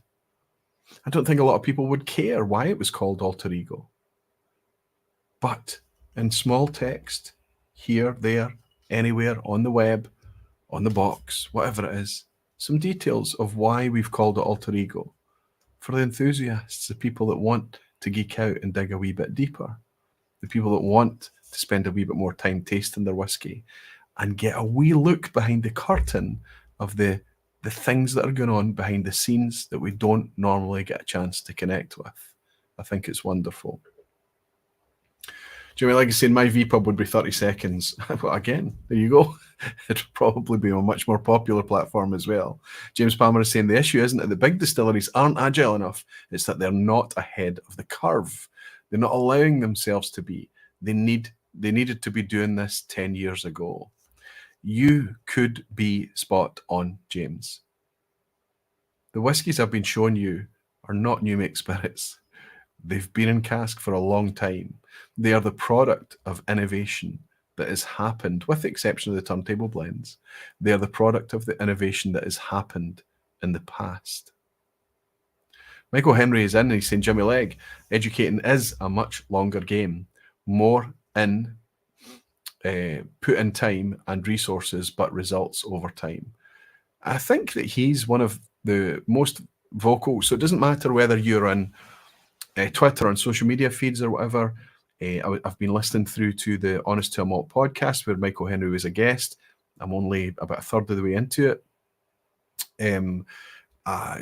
whether it's a direct email, whether it's through over the table at a festival, whether it's in here in a vPub chat, Michael Henry is in there changing misinformation into information before it becomes disinformation and spread. He's actively being as transparent and as open as he can be and explaining why things are so. It's a very, very rare thing. But the more you connect with that attitude, much like the week I spent at Springbank, where they just gave you a high-vis jacket and told you could go anywhere you like. Don't touch anything that looks like it might burn you. Don't pull levers that you shouldn't be. Just but your staff for this week. There's nothing to hide. That's exactly the vibe that we get from someone like Michael Henry. There's nothing to hide. There's only things to explain why things are so. Sometimes when it's put through the filter of a marketing department, marketers are professionals. They're very, very good at their job. I did it for a long time. I was a marketer. They're good at their job. But in very, very niche products, and in a lot of the case, a marketer needs to be more than just somebody who's good at writing flowery things and making things look pretty. They need to be invested in what the product that they're involved in. They need to be educated and know about it. And that sometimes doesn't happen. But when you've got somebody that's capable running in defense there, somebody who's capable to step up and explain why things are so, it diffuses so much. Why are so many other organizations so uncomfortable with that dynamic? Why do their staff go out there into the world and they can only buy and share products from their own brand? How are they going to get any idea how good their own products are if they're not tasting products from elsewhere? Why does that really old, stuffy attitude still exist? Of course, not just in whiskey, but this is a vPub, we're talking about whiskey.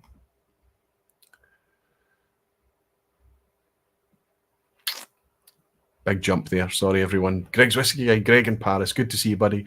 Again, there is innovation elsewhere and a lot in France at the moment. And it is frustrating that none of the whiskies you talked about tonight don't make it here, and the contrary too. That's right. So we're not getting the French whiskies, and you're not getting a lot of these innovative whiskies. What I want to say there, though, Greg, is these are harbingers of the future. These are possibilities for our future. Maybe not as single definitive expressions that I'm sharing with you tonight, but things that are going to exaggerate our whiskey experiences in the future. Klaus is saying there's a problem with the body that makes the rules in Scotland, lost the name, the SWA, being influenced by the big guys, sadly. On the other hand, we need rules. We do need rules. But should the rules be made by the people that also make the product?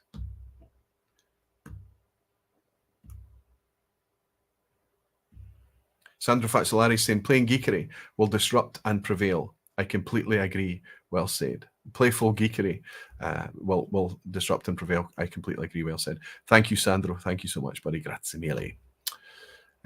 Thomas F. Good to see you, Thomas. He's saying interesting you talk about agility. That was what the staff in the micro distillery Irish Distillers on the massive Middleton site, and was part of their role. Absolutely. That's why they need to make these small distilleries. The lighthouse up at Glenmorangie has already been mentioned tonight. Down at Springbank, they're talking about putting in a very, very education forward third distillery on site at Springbank that's going to be very, very small, but in order to take care of all of that, those kind of concepts. Whiskey with Molly Bennett saying, take Glenfarclas, an anti-innovation distillery. Yes, so just stuck without a clue. It's just, and it comes across in the liquid. Whiskey is a very expressive product. It betrays what's actually happening. And Alan Smith is saying, let's hope there will be more Michael Henrys in the future of whiskey. Danny Hebbington is saying, also gauging his audience. That's what we want, yes. But it takes, not everybody's got the kind of talents and the desires and the, of Michael Henry, right?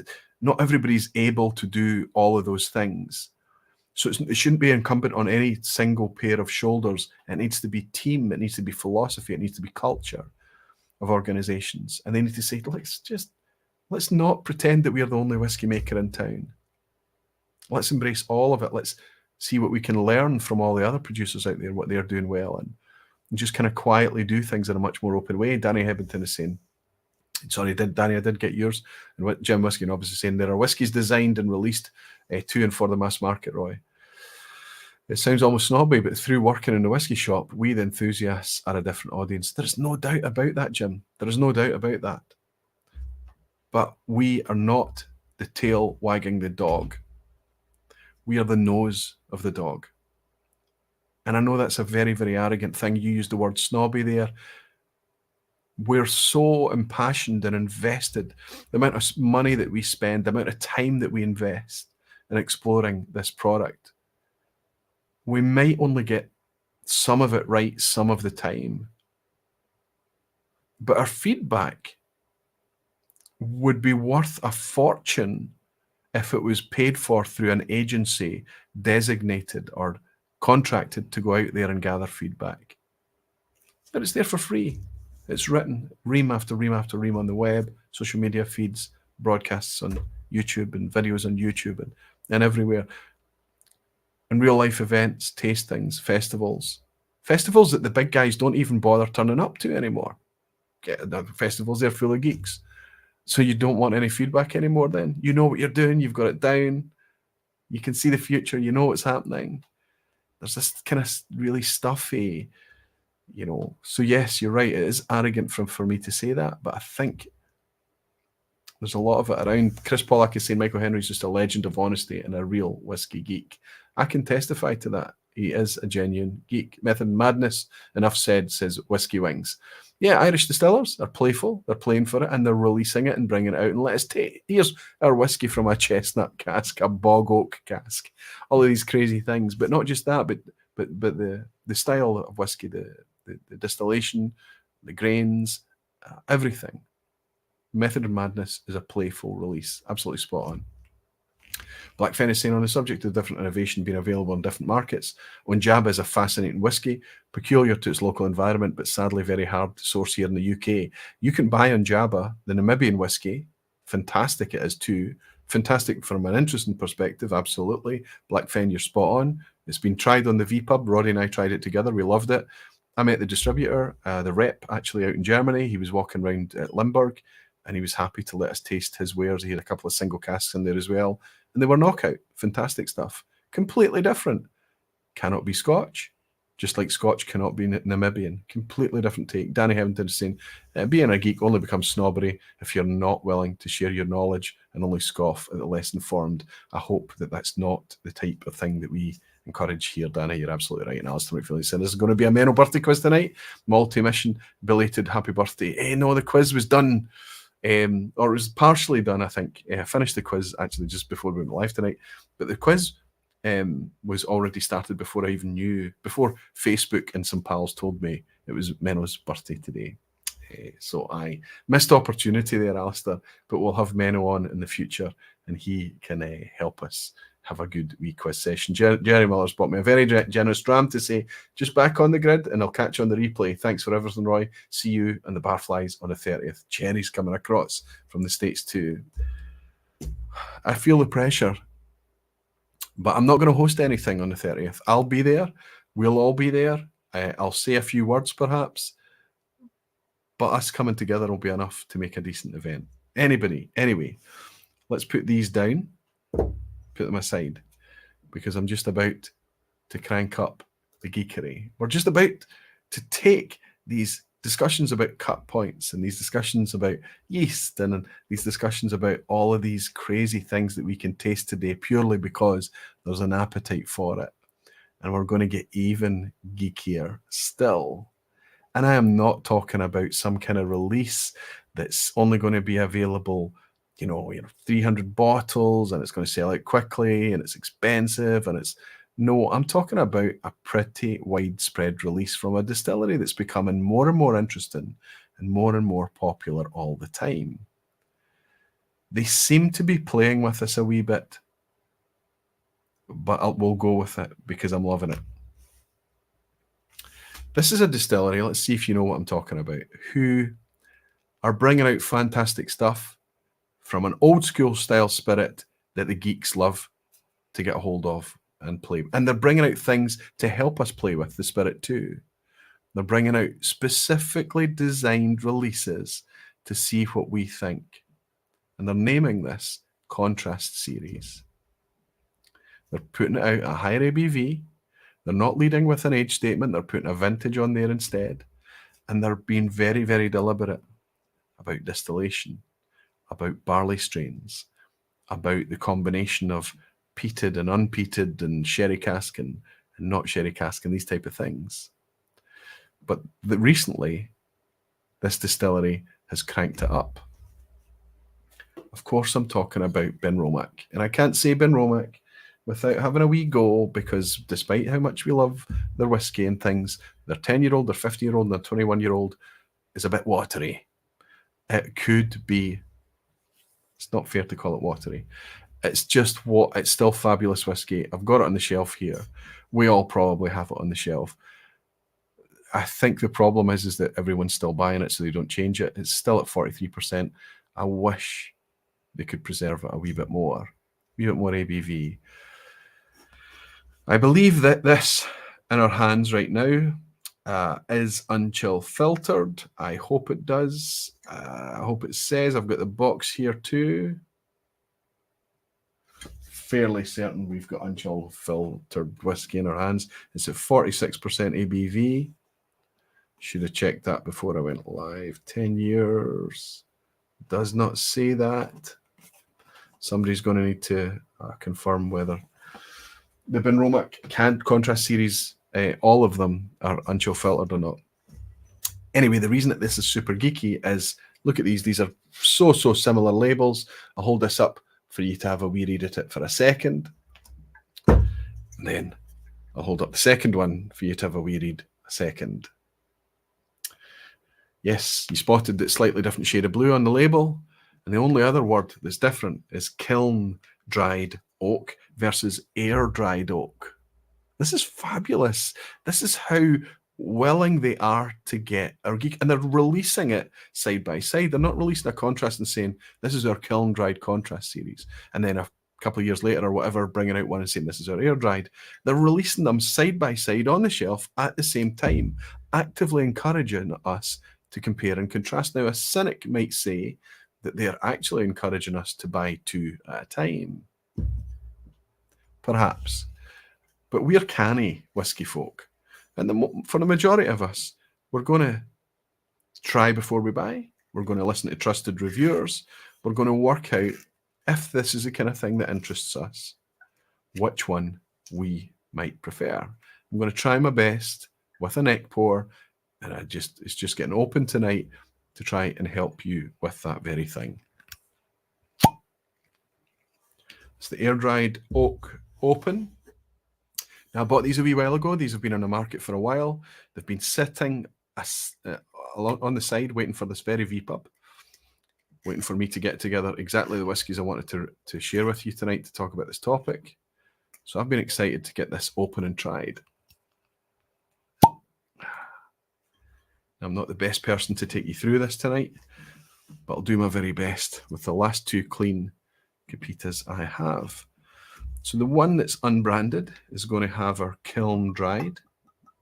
Oh, it's nice noise coming out. Come on. It's a kiln dried. There is some branding on it, but it's very faint. It's faint Deanston. Okay, faint Deanston is the kiln dried, and a brightly clear Deanston branding is for the air dried. Sorry, Benromach, I'm putting your liquid into Deanston glasses. I hope you don't mind. Lovely noise. There is a notch. There is a difference in colour. You're not probably going to pick that up. It's almost imperceptible. But the kiln dried is just a teeny nudge lighter, I would say. Just a tiny bit lighter, I think. It may just be the level in the glass. Really not much in it at all. Falscraft's saying, yeah, good one. Just ordered both. No, you didn't. No, you didn't, class. Don't be going out and throwing money just because you hear it on the vPub. Maybe because you're a geek, yeah. All Benromach Contrast is unchill filtered. Thank you, Whiskey with Molly Ben. That was my belief. I would like to see it a bit more obvious. It does say aged 10 years in oak cask. It says distilled in 2012, bottled in 2023. So it's all single vintage 2012 spirit. I really hoped that we would see that it's unchill filtered. There it is. It's written up the side. Thank you, Ben. You're absolutely spot on. Non-chill filtered. Good. Not all 46% whiskey, not all 48% whiskey, not all 50% whiskey, not all cask strength whiskey is unchill filtered. Don't believe just by ABV alone that it's chill filtered. Okay. Kiln dried first. This is Benromach. Okay. Benromach's got this really, the reason that we're so kind of precious about it is because of it's a unique whiskey, not just unique for a Speyside, but generally quite a unique thing. It's got this kind of old school vibe to it, and it's not this funk that you would get from Springbank, but you can see why people like to refer to this as the Springbank of Speyside. Neck pour, but it's got that there. I always think of creosote, and I think of an oily rag, and I think of garden shed. But these are positive things. This is tasty whiskey, a bit of treacle and a bit of really dark sugar. Citrus. Candied orange peel. Treacle toffee, burnt toffee, dark toffee. Very, very obviously Benromach. What's interesting about both of these is that they are virgin oak casks. Virgin oak.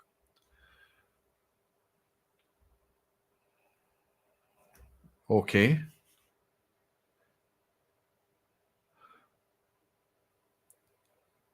Very similar.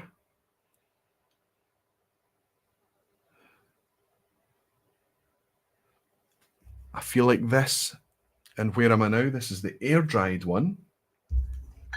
I feel like the air-dried one is less kind of burnt toffee, dark treacle toffee. This is more kind of caramel sauce and sweet butterscotch toffee. This is on the neck pour, purely on a neck pour. Yeah, like almost like, you know, banana and toffee sauce, but it's still quite citric. It's got a nice kind of freshness. Desperate to try these. Been sitting sealed for weeks here.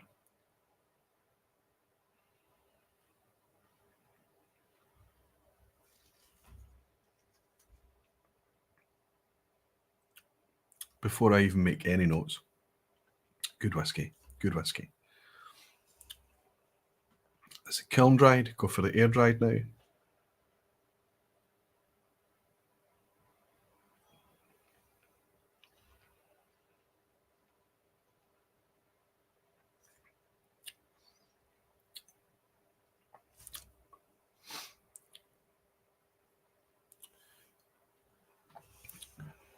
These are just one sip of each, neck pour. Not even had time to open up properly. These are appreciably different whiskies. Very similar. Absolutely very similar. Oily, my goodness.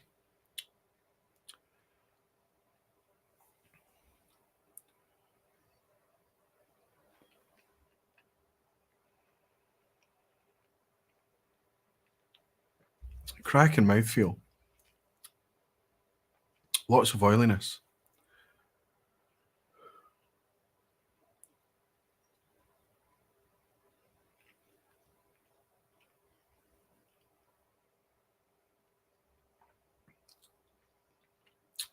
Almost like this is crazy for 46% whiskey. The oiliness is almost reminiscent of olive oil. No flavour of olive oil, not even any kind of bitterness or acidic thing, just the texture. Both lovely oily whiskies. A lot of kind of tea, just a nudge of kind of tannic edge, but it's sweet. Everything is sweet here. But don't think kind of bourbon sweet. This is virgin oak. It's not like that. This is not. I don't think anybody's going to pick this up and sip and think that it's bourbon-esque. There's enough weight, I think, to the Benromach spirit here to hold up to these virgin oak casks.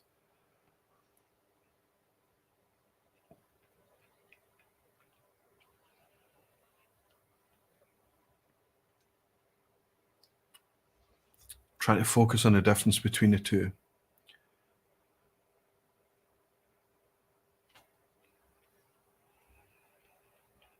Trying to articulate it.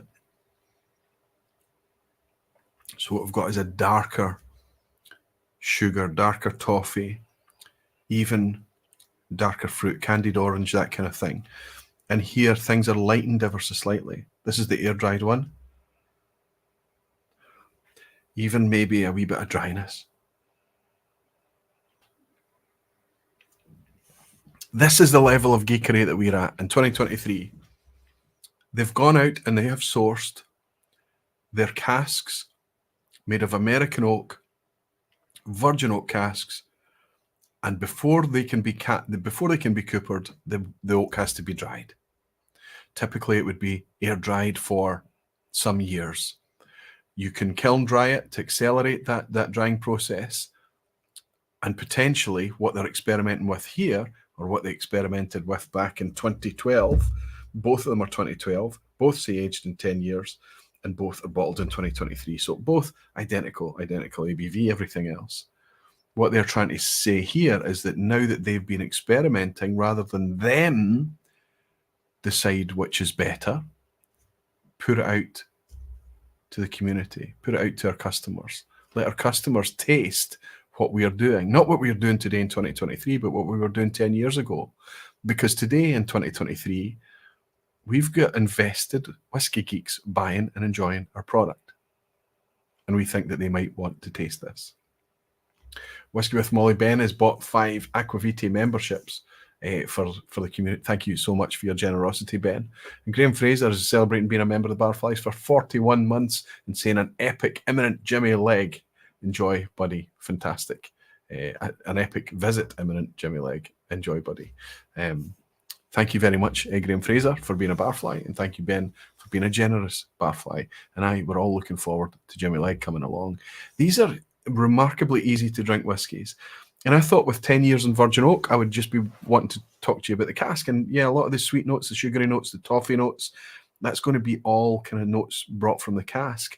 But I say all of that without spending much time dwelling on the Benromach DNA that we recognise and is clearly present in these whiskies. And it is that kind of old school funk, for a want of a better word. But like I say, sometimes it's reminiscent to me of Garden Shed. It's creosote. It's an oily rag. Those kind of notes.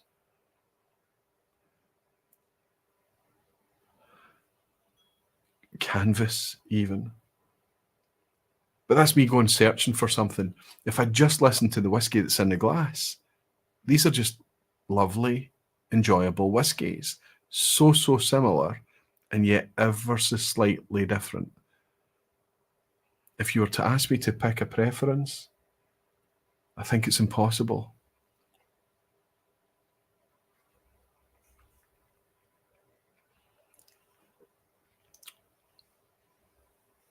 There's this clinging, this kiln-dried one is especially, I think, is just clinging to your teeth, clinging to the roof of your mouth.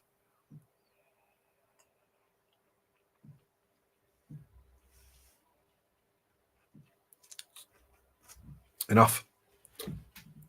This one's a little bit sharper, a wee bit more acidic, a little bit drier, maybe arguably a wee bit more balanced. Neck pour, not much more to say. Fantastic whiskies. We are now at the point in 2023 that we can literally buy 2 different expressions from the same producer, all things together level, apart from the way the oak was dried. So we've got maybe 3 years plus air dried versus 2 years air dried, and then some accelerated drying in a kiln, which is very, very common practice. And of course, there's maybe the critics out there that suggest that kiln drying is going to have a different effect, and it's going to have an adverse effect on the oak. I don't know if they exclusively kiln dry or always air and kiln dry. I don't know. But to me, both of these are lovely whiskies. There's an argument that what I should have done is with what I did with all the other whiskies I've shared with you tonight is pour these in advance. But I wanted to have something to uncork. Maybe it wasn't the wisest thing. I think with more time spent with these and they open up, they would probably express a wee bit more and I would be able to articulate them a wee bit more. But what a geeky privilege that we have today. A wee bit like the Ardnamurchan release that I've got coming up next week. I've taken what on paper are identical whiskies. If you held those two bottles in your hand, you would say, I don't even know what to do. I don't know what to go for, because the label doesn't tell you much. The label on the Ardnamurchan release will tell you that it is unpeated spirit, that it's 2016 vintage. It'll tell you that it's, so if you can, in your head, I can tell you that it's not quite 7.5 years old, but still amongst the oldest Ardnamurchan that's been released, I believe.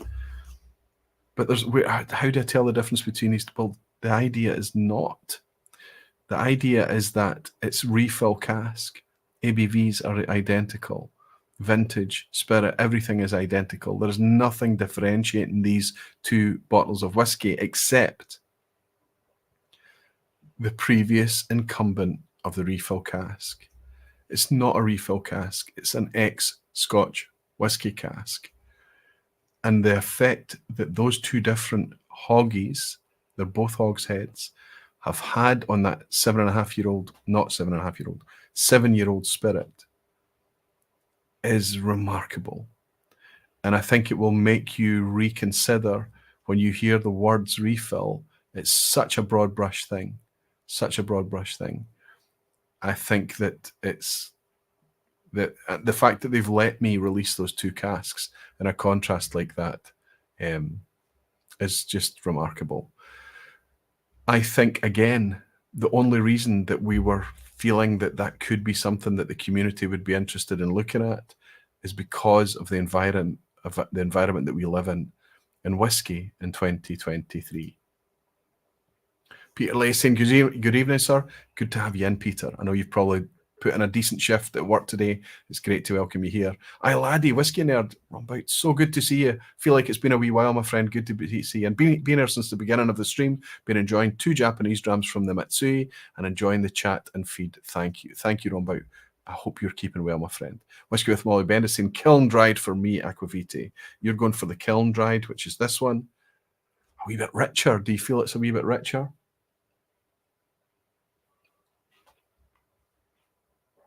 Did you say what you paid for these 2 bottles, says Jimmy Legg? I bought these both at Good Spirits Company in Glasgow. 59 quid and change.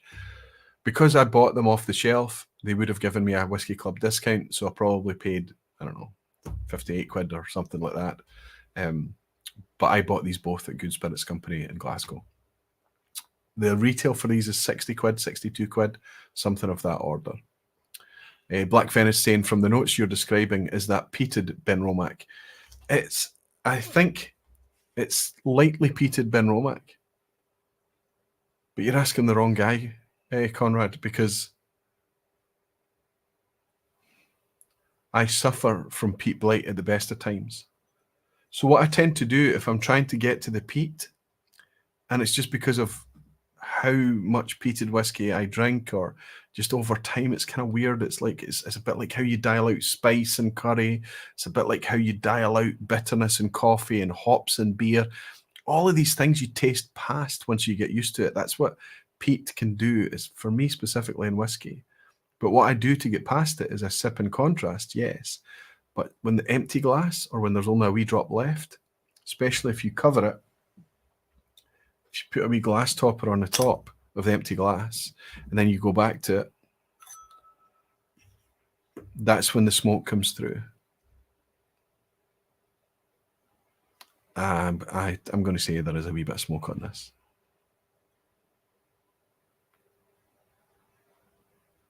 I think this is very typical Benromach style. Not a smoky whiskey, but if you put it down in front of somebody who didn't like smoke or didn't enjoy smoke or didn't drink whiskey, maybe you put it under their nose and say, "Oh yeah, it's smoky." Maybe even there's maybe even a wee bit of savoury. Let's go for the kiln dried as well. Oh, wow.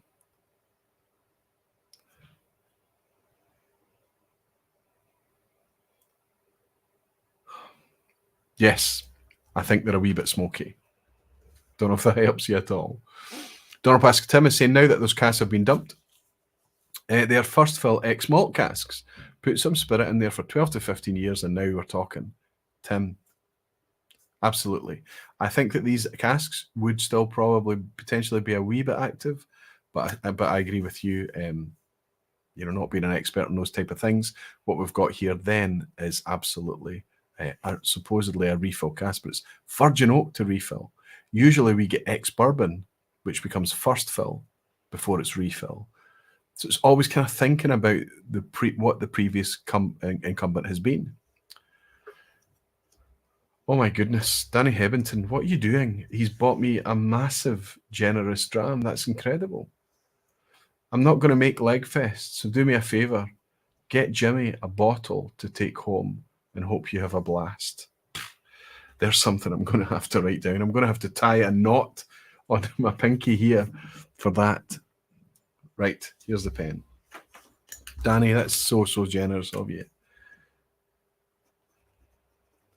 Danny Hebbington's bottle for Jimmy Legg. Hey, I've got the perfect bottle in mind. I might even get it signed. Danny, thank you so much, my friend. That's a super generous offer, very typical gesture about this community, and I pledge to you that I will find a way of putting a damn good bottle in Jimmy Legg's hands and making it a special treat too.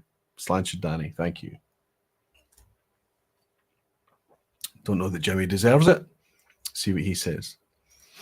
Of course, I did order them. The geek galloped away with me, but I think I won't regret it. You've got two wonderful, and I think that the takeaway for me is the oil, the oiliness of it, the weight of the whiskey. Lovely, lovely texture. We like the opening and pour sounds. Keep them coming. I love it too. I really do love it, Jimmy. Never had the triple distilled Benromach. What's that like, Aquavite? I had a triple distilled Benromach in the old livery when it was mostly the clear label with a white writing on it. And it was the one I liked least. I've got pals such as Sevi, who loves triple distilled whiskey. He loves triple distilled Quickening. Probably my least favourite Quickening, but it's maybe just I've not had a good one. And it was probably my least favourite Benromach. However, I think that, as I've already admitted to you today, when I'm kind of more into the spirit side of things these days, maybe it's something that I would go back and revisit. Again, it's available to you, Helen. I wonder if you'll invest in it. Greg's Whiskey Guide is saying it. Amazing experience you did there, Roy. Hope to visit them as soon as I had recently some crazy blending ideas about AD and others. I'll be meeting Jenny and Antonia soon in Paris in a show. Lovely people, Greg. Make sure you declare yourself as a fan. Greg's Whiskey Guide from Paris and a barfly too. They're wonderful people. Greg Stafford is saying, I just picked up a few bottles of Arran, Amarone, Port and Sauterne. I have the quarter cask and the sherry cask. I'm so interested in comparing them all. And the great thing, Greg, about those, the Amarone, the Port, the Sauterne, they're all fully intact at 50% ABV as well. They're really quite, you can play with them. You can put a wee bit of water in them, open them up a bit, flip backwards and forwards. And then you've got that pure Arran experience in the quarter cask so that you can try and detect what difference the wood maturation has made. Sivar, my friend in Iceland, is saying, always time to raise a glass. I got a bus driving license today. Well, congratulations to you. I hope it was intentional. I hope somebody just didn't give you one. But Sivar, congratulations, buddy. Nice to have you in, and congratulations on the license. Terrific. Ben Whiskies, maybe we could all sign it. Bring a Sharpie. Aye, maybe one of those white paint pens. Graham Fraser saying, okay, Aquavite, I'm now on my train home from Edinburgh, so you can start the quiz at the end. You star, Graham, you star. And Alan Smith is saying, just had an R&QC 5 minutes ago, quarter cask. Very good, he's saying. I'm glad you're enjoying it, Alan. And Greg's Whisky Guide is saying, I know them already, Aquavita. In fact, I met Jenny first time more than a decade ago when she was working for Springbank. But sure I'll mention you. You don't need to mention me at all. It's nice that you get a chance to hook up with Jenny again. Alistair McPhail is saying, I'm not a whiskey geek. I just read Graham Fraser's posts. I just read Graham Fraser's posts on social media. That makes you a geek, sorry. Chris Pollock has bought me a dram to say, just an incentive for more recycled reviews. Listen, you're not sated, Chris. I managed to put 2 recycled reviews out in summer. I put one out in July and one out in August. You need more? Listen, I've got a wee collection going down there. And as you saw from earlier tonight, already well on my way to putting together 15 bottles for the next one. Not quite there yet. Please help me preserve my liver. But Chris, I'll raise a glass and say thank you for your generous dram, buddy. Cheers to you.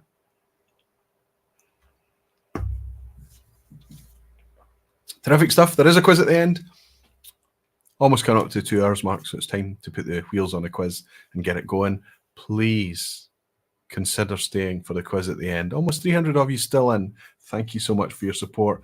Thank you so much for your indulgence. Stay for the quiz at the end, though. I recalled an anecdote, I think it was last week. I might be confused. It might be on Sunday night when I did the lock-in with patrons.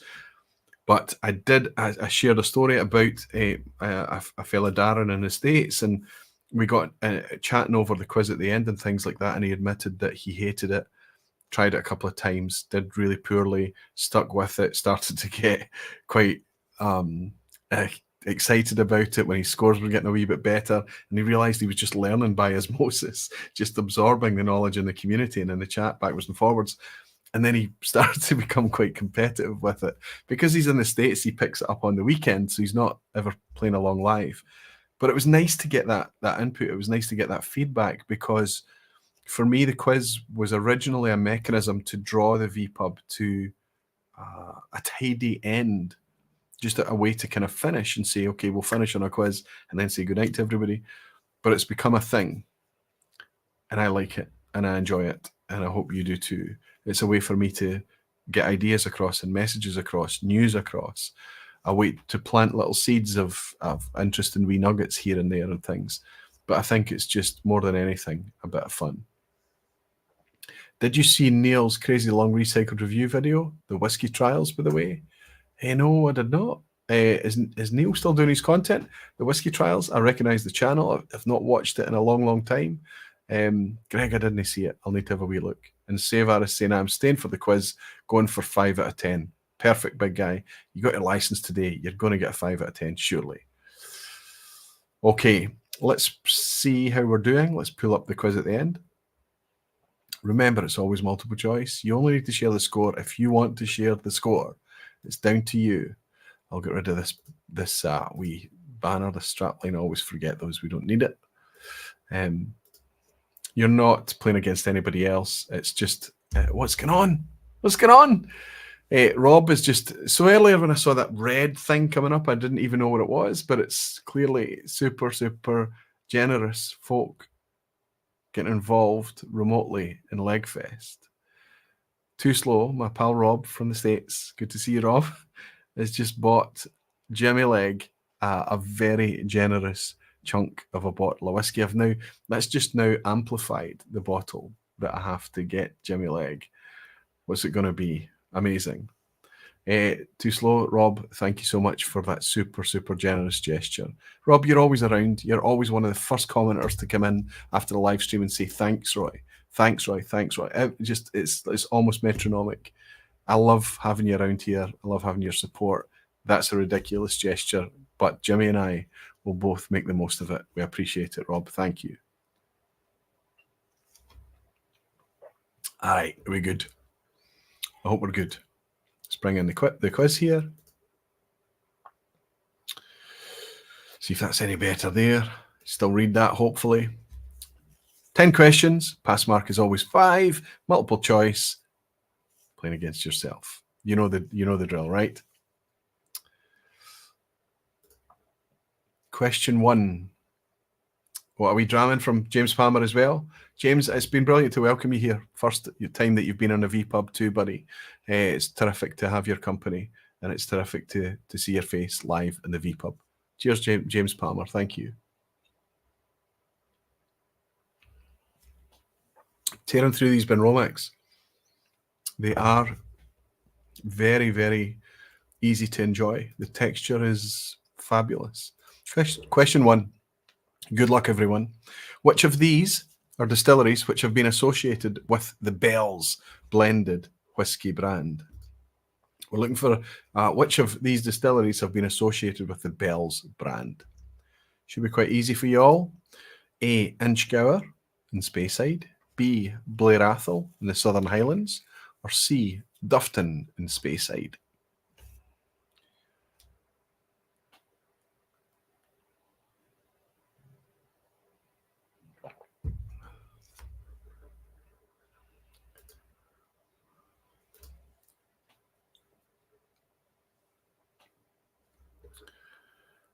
And the chat comes rolling in. You seem all quite comfortable. Alan Smith is saying, play safe with a B, but I think it's them all, he's saying. Andrew Piers is saying A, B, C. You seem to know the drill around here. Nobody gets a donut. Nobody gets a nothing on the quiz at the end. Absolutely. Inchgower, Blair Athol, and Dufton are all, maybe perhaps not today, associated with Bell's, but they have all been strongly associated with Bell's in the past. Blair Athol and Dufton being the premier malts that were used in the blend, and Inchgower being kind of the third tier. Not sure if that's still the case today, but certainly historically that's been the case.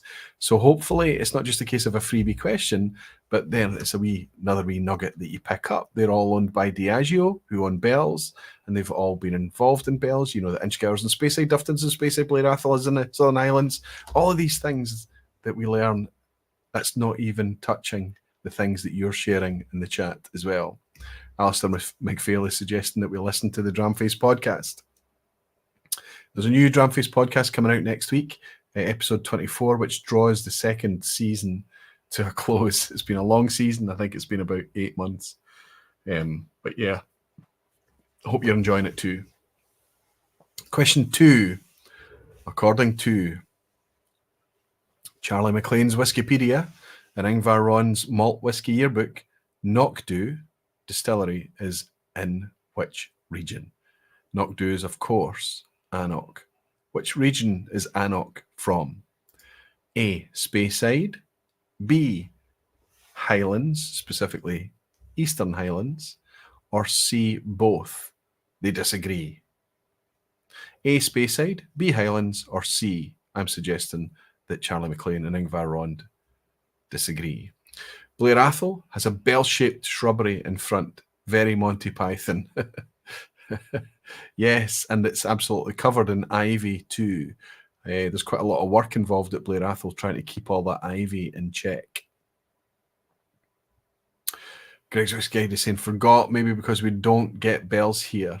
There's a theme tonight. Yeah, there is a bit of a theme there, unfortunately. But you get lots and lots of stuff out there. You get lots of Scotch blends out there, Greg, that we don't ever see here. Very specific to the French market. What have we got? Bring us a shrubbery. Sugar Kitty. Here comes the Monty Python.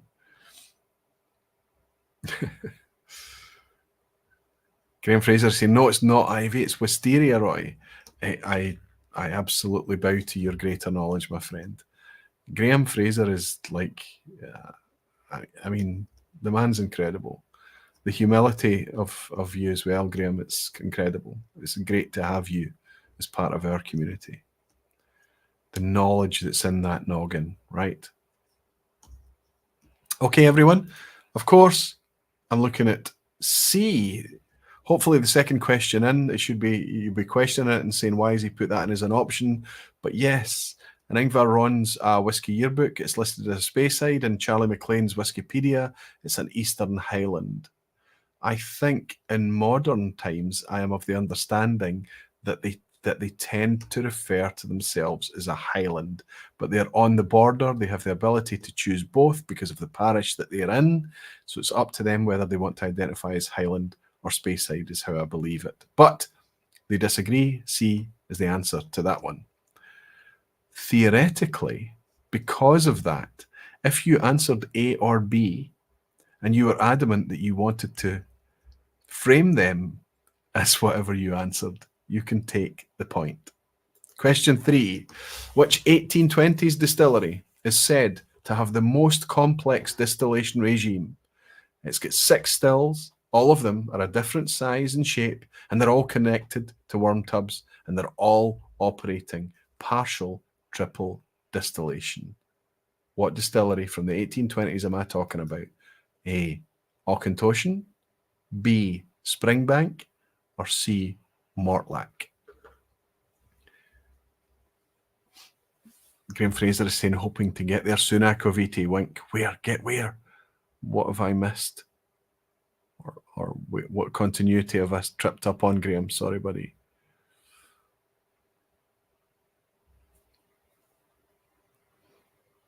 Wow. A. Auchentoshan. We're looking for a distillery with 6 stills. B. Springbank. All of the stills are a different size and shape. And C. Mortlach. All connected to worm tubs and operating a partial triple distillation. Knockdhu. Graham Fraser's talking about Knockdhu. Perfect. When you're there, I wonder if it'll be Gordon that you speak to. When you're there, ask what they identify as. Okay, everybody, I can tell you that there's a banana skin here because obviously partial triple distillation, 1820s distillery, all of that stuff, you'd maybe be thinking about Springbank. Auchentoshan is full triple distillation. So tonight I'm looking for C. Mortlach. Absolutely Mortlach. Spirit Still number 1. I think it's Spirit Still 1 is the Wee Witchy, the famous Wee Witchy still. Apparently the apprenticeship to become a stillman at Mortlach specifically is 6 months just to learn the specific distillation regime that they run there. Quite incredible. Quite incredible. Number 4. Which of these distilleries did not exist in 1974? I'm going to give you a list of 3 distilleries, of course. I just need you to tell me which one did not exist in 1974. A. Brora, B. Altavania, or C. Breval. Falsgraf is celebrating 3 out of 3 so far. This one was Knowledge. Well done to you. Whisky in the West Coast is in. Good to see you, Matt. 3 out of 3. Lassie Lotzman is in with 3 out of 3 as well. Superb. Bruce Bernard. Lots and lots of people with still fully intact scores tonight, including our Jimmy Legg and James Palmer on his first vPub live. Terrific, James. Which of the distilleries did not exist in 1974? A. Brora, B. Altavania, or C. Breval? Everybody's going for Altavania. Whisky on the West Coast, Matt is saying B, go with the crowd. Sometimes you have to do it. Thank you for admitting it. It's absolutely fine.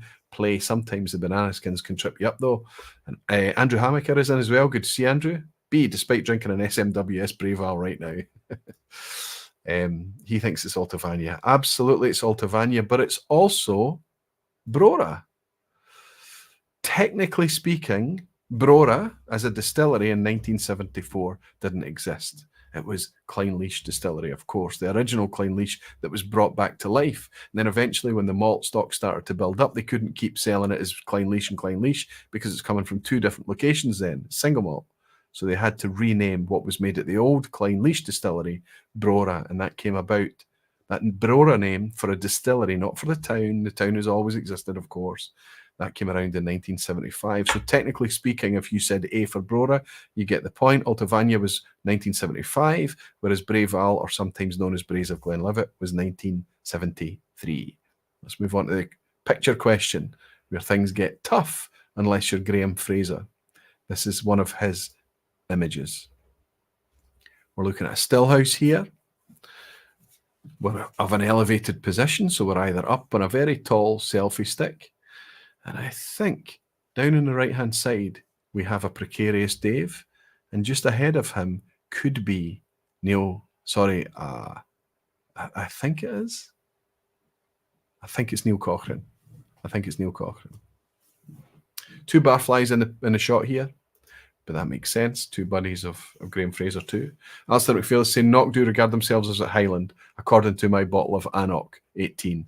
Yes, I know, but you can't really go with the label because Glenfarclas put Highland on there. Macallan famously put Highland on there, but they are absolutely Speyside distilleries.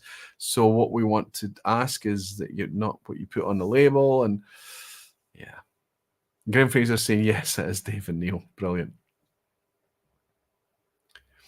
So are we looking at A, Balblair, B, Ben Nevis, or C, Brookladdy? Which B distillery are we looking at in this picture? Balblair, Ben Nevis, Brookladdy. Let's move back to the previous ones that we were comparing, which were the two English malts. I love whiskey. It's wonderful, wonderful, wonderful stuff.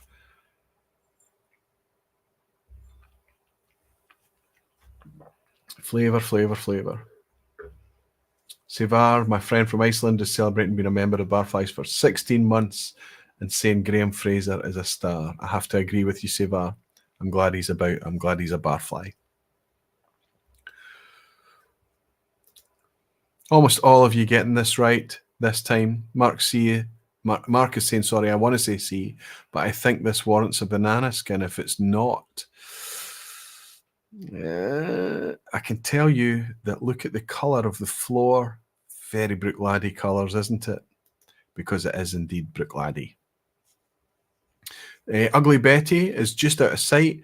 Just to Dave's kind of bottom right of the shot there, just over Dave's right-hand shoulder would be Ugly Betty, the still that makes the botanist gin. But what we're looking at here is really kind of dark, burnt sugar, toffee-coloured stills of Brookladdy. Okay, I hope the scores are doing well. I hope there's a lot of you with a fully intact 5 out of 5 as we go into the tricky questions to bring it home to the asshat question at the end.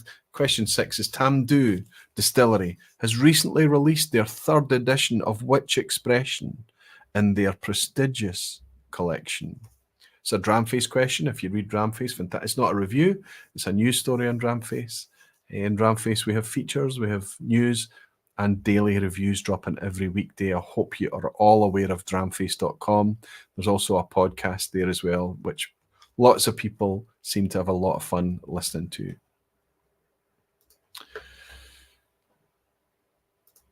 A, Tamdhu's Dalbili is now in the 3rd edition in the prestigious collection, or B, it's their cask strength, or C, it's their cigar malt.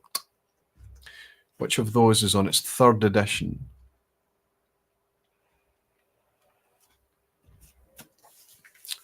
An easy one for you all, kicking out the park, suggesting it's their cigar malt, prestigious collection. Dalbili is released regularly, annually. I think it's an annual release from them, maybe for the Speyside Festival. Would that be right? The cask strength doesn't exist, but they do release a cask strength and call it batch strength. But cigar malt is the answer I'm looking for. They've just released their 3rd edition of the cigar malt at a not inconsequential £225. Clearly, there are lots of people out there drinking whiskey differently from me. £225. Very rare I spend such of. I think I've done it. I could count in my hand how many times I've spent that on a bottle of whiskey. Question 7. Dallas More or Dallas Vor is not only a familiar name from Dramface, it's also a long-lost single malt. Where was it produced? Dallas Vor was the original editor for Dramface, a co-founder of Dramface who helped me bring Dramface on stream, helped put a lot of workflows and structure and confidence in place in the team and everything. He's still part of us, he's still floating around, but he's not been active in a long time. But that's where maybe a lot of you know that Dallas Vor name. But I can tell you that was also a long-lost malt whiskey. But I'm asking you, where was it made? Was Dallas Vor made at Glenvor in Inverness? Was Dallas Vor made at Dallas Dew in Forres? Or was Dallas Vor made at Glenalbyn in Inverness?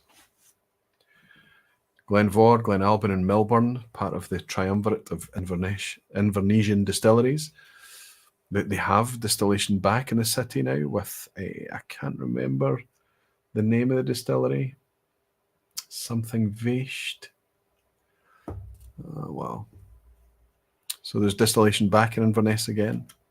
And Dallas Dew is just outside, just not far away in Forres. Where was Dallas Vor made? Wow.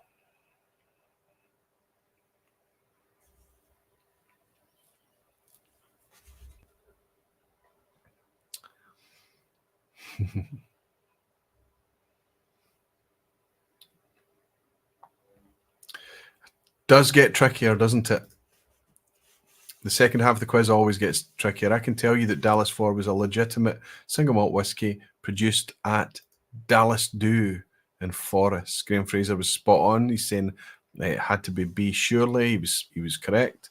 Ullevest, that's it, Thomas. Thank you very much for helping me out. I popped in there for a few drams earlier this year. Hope you had a nice experience. It's going to be a wee while before we can taste their whiskey. Ullevest is saying Graham Fraser. Jimmy Legg is saying theme is Highland whiskies. Jimmy, as far as I'm aware, there isn't a theme tonight, buddy. I should either stick to themes or at least if there's a theme, I should call it out. Jimmy was involved in a Patreon-only lock-in on Sunday night, and there was indeed a theme to that quiz, which is why he's trying to weave together a theme for tonight. But if there is a theme, Jimmy, it's unintentional. Question 8. Corrycravie is a new annual Oloroso finished release from the Isle of Arran's Lag Distillery. What ABV have they released at? So we all know Corrycravie is the fifth, I think it's the fifth release from Arran's Lag. It's been pretty compelling whiskey so far. I've not tried this one yet. But what I'm asking you specifically is not, that it's the fifth release or that it's Oloroso, but what ABV have they decided to put it out at? A, they've put it out at 46% ABV. B, they've put it out at 50% ABV. Or C, they've put it out at 55% ABV. 46, 50, or 55.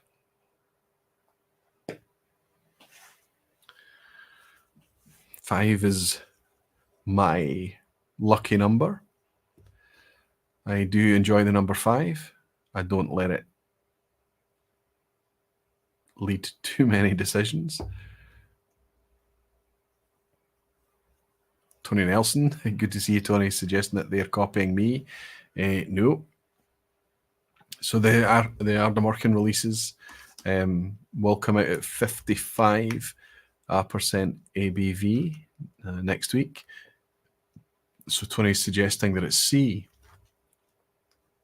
Lassie Hortsman is saying, okay, crowd then. We'll go with C. I'll go with the crowd. C is saying Graham Fraser. I can tell you, Graham, that it's a good tactic. The Corrycravie is an annual release, Oloroso finished annual release coming out from Lag, and they're putting it out there at a respectable and punchy 55% ABV. Quite a bold spirit coming out of Lag.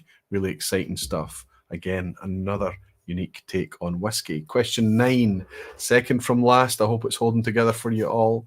Glenmorangies, tall as a giraffe stills, are as tall as they are for what original reason? Why are those tallest stills in Scotland in existence? What is the reason for that happening? Glenmorangies giraffe stills. Is it A, specifically designed to produce Scotland's lightest spirit? B, they were once gin stills? Or C, they were styled around the original stillhouse layout? What caused Glenmorangies stills to be as tall and as elegant as they are? Alistair McPhail is suggesting that 8 out of 8 is the most common score tonight. Wow. So that suggests that a lot of people are going to do well tonight. There's potentially a lot of people going to manage a 10 out of 10. Last week, there was a few people on a 9 out of 9, and the asshat seemed to sweep them aside.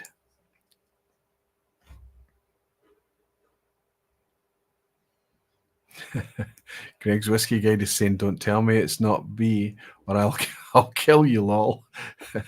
Been there, told that. Go easy there, Greg. Yuri is saying, Yuri Simply About Whiskey. Good to see you, Yuri. He's saying B. Whisky in the West Coast saying B. Most people going with B. Bring on the ass hat, says Steve Atkiss. Greg's Whiskey Guide. It's getting a laugh from Mike Molasses. Good to see you, Mike. Sugar Kitty is suggesting there's a banana skin. I can tell you that no, you guys are knowledgeable folk, and you know that it's nothing to do with the original. It was an incidental thing that they produced such a light fruity spirit from the tall, elegant stills. It was not designed. It was nothing to do with being styled around the building, although that does happen with still shapes and designs. It was B because they were indeed once gin stills. Now, of course, not the stills that are in place at Glenmorangie today in 2023, but of course, anytime they've been replaced, true to the original that they're replacing. So that remains. We move into the ass hat at the end with Graham Fraser on a 9 out of 9, along with Matt Whisky in the West Coast. What a score. Terrific, guys. Greg's Whiskey Guide, Whisky with Ollie, Tony Nelson, Erwin Laranaga, all on 8. Kyle Taylor, fantastic, 9 out of 9, holding it together, keeping up with the big boys. Snapper XV on a 9 out of 9, great stuff, Snapper, good to see you in. Oh, it jumps, my goodness, I'm trying to catch up to see who else is on a 9. Nicholas, good to see you, Nicholas, on a 9 out of 9. Graham Young, you start on a 9 out of 9, coming to Scotland soon, I hope, buddy. Daisy Leland on an 8, almost there, Daisy. Good to see you in. Aris Moose is in on a 9 out of 9. Terrific, Aris. Mike Molasses, this is where it falls apart. 9 out of 9, he's saying. Superb. Jimmy Legg on 9 out of 9. Danny Heventon on 9 out of 9. Here we go, he's saying. Andrew Butler, good to see you in, Andrew. Of course, 9 out of 9 from Andrew as well. Do you know what's reassuring about Graham Fraser and Andrew Butler scoring 9 out of 9? It's reassuring to me that I've hopefully not made mistakes in the questions. Okay, let's go for the ass hat in the end. You decide whether it's a hard one or not, but it's deliberately designed to be awful, obtuse, and difficult. Question 10. The new Lag distillery has been operational for 4 years, but for how long was the original 19th century Lag distillery operational? So Lag was a previous licensed distillery on Arran. In the 19th century, how many years was it operational in the 19th century? About the same as A. About the same as the number of years that Ralphie has been releasing videos on YouTube. Is it about the same as the number of years since Brora was closed? Or is it C, about the same as the number of years until it might be possible to see an Ardnamurchan 25-year-old? Whisky in the West Coast is suggesting this will be a complete guess. Gosh, I think you just take your time. I'm not going to rush anyone on this. It is the ass hat.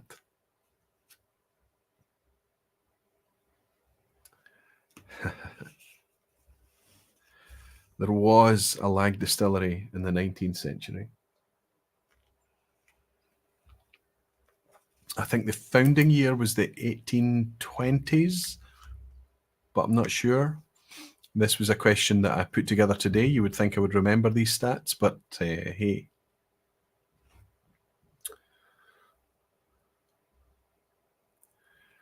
Love the C idea, so we'll vote for C, says Greg's Whiskey Guide. Too Slow is saying no.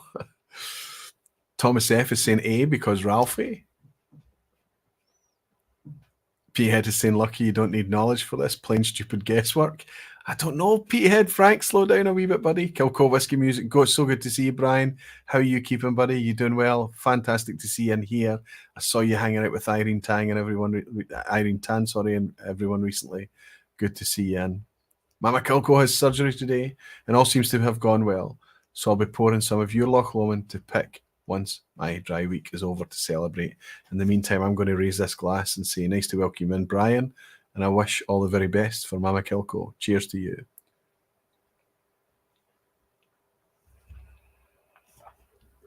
Okay, everyone. It's time to peel the skin back on this onion. Okay. Ralphie has been releasing videos on YouTube for about 13 years or so. Years since Brora was closed, well, what is that? 17 and 20, about 40 years.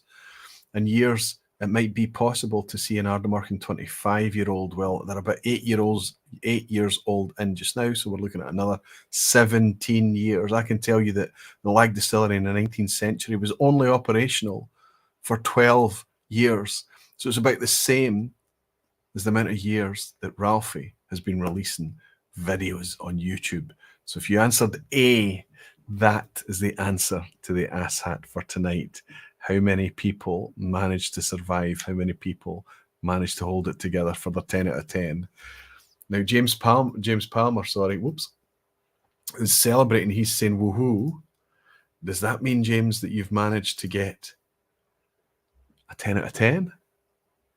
Tony Nelson, 9 out of 10. Almost there, Tony. 8 out of 10, happy with that, says Ben. I love the pragmatism. Thank you, Ben. Kyle Taylor, 9 out of 10, ass-hatted. Apologies, Kyle. I'm laughing as well. I shouldn't laugh. I love the use of the exclamation marks. Nicholas, 9 out of 10. Alan Smith, boom, 8 out of 10. Bob Weiser, good to see you, Bob. Precarious Dave is in tonight. Great to see you, Dave. 7 out of 10. Hellswood, 7 out of 10. Greg's Whisky, damned, staying at 8. Whiskey on the West Coast, gutted, 9 out of 10. So close, Matt. Please come back for more. The asshat often wipes people aside. It's great to have had you participating tonight.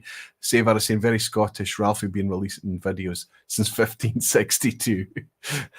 Aris Mouse is saying, my second 10 out of 10. Aris, congratulations. So we've got a 10 out of 10 tonight. We've got at least one. Steve Atkins is saying, oh my God, 10 out of 10. Well done, Steve. Aris and Steve on 10s. Anyone else? Rick Johnson saying, woohoo, celebrating the Ralphie. I don't know if that means, Rick, that you got a 10 out of 10. Terrific stuff. It's just when it jumps, it's pure luck on the asshat, says Snapper XP, but you managed a 10 out of 10. Congratulations. Superb.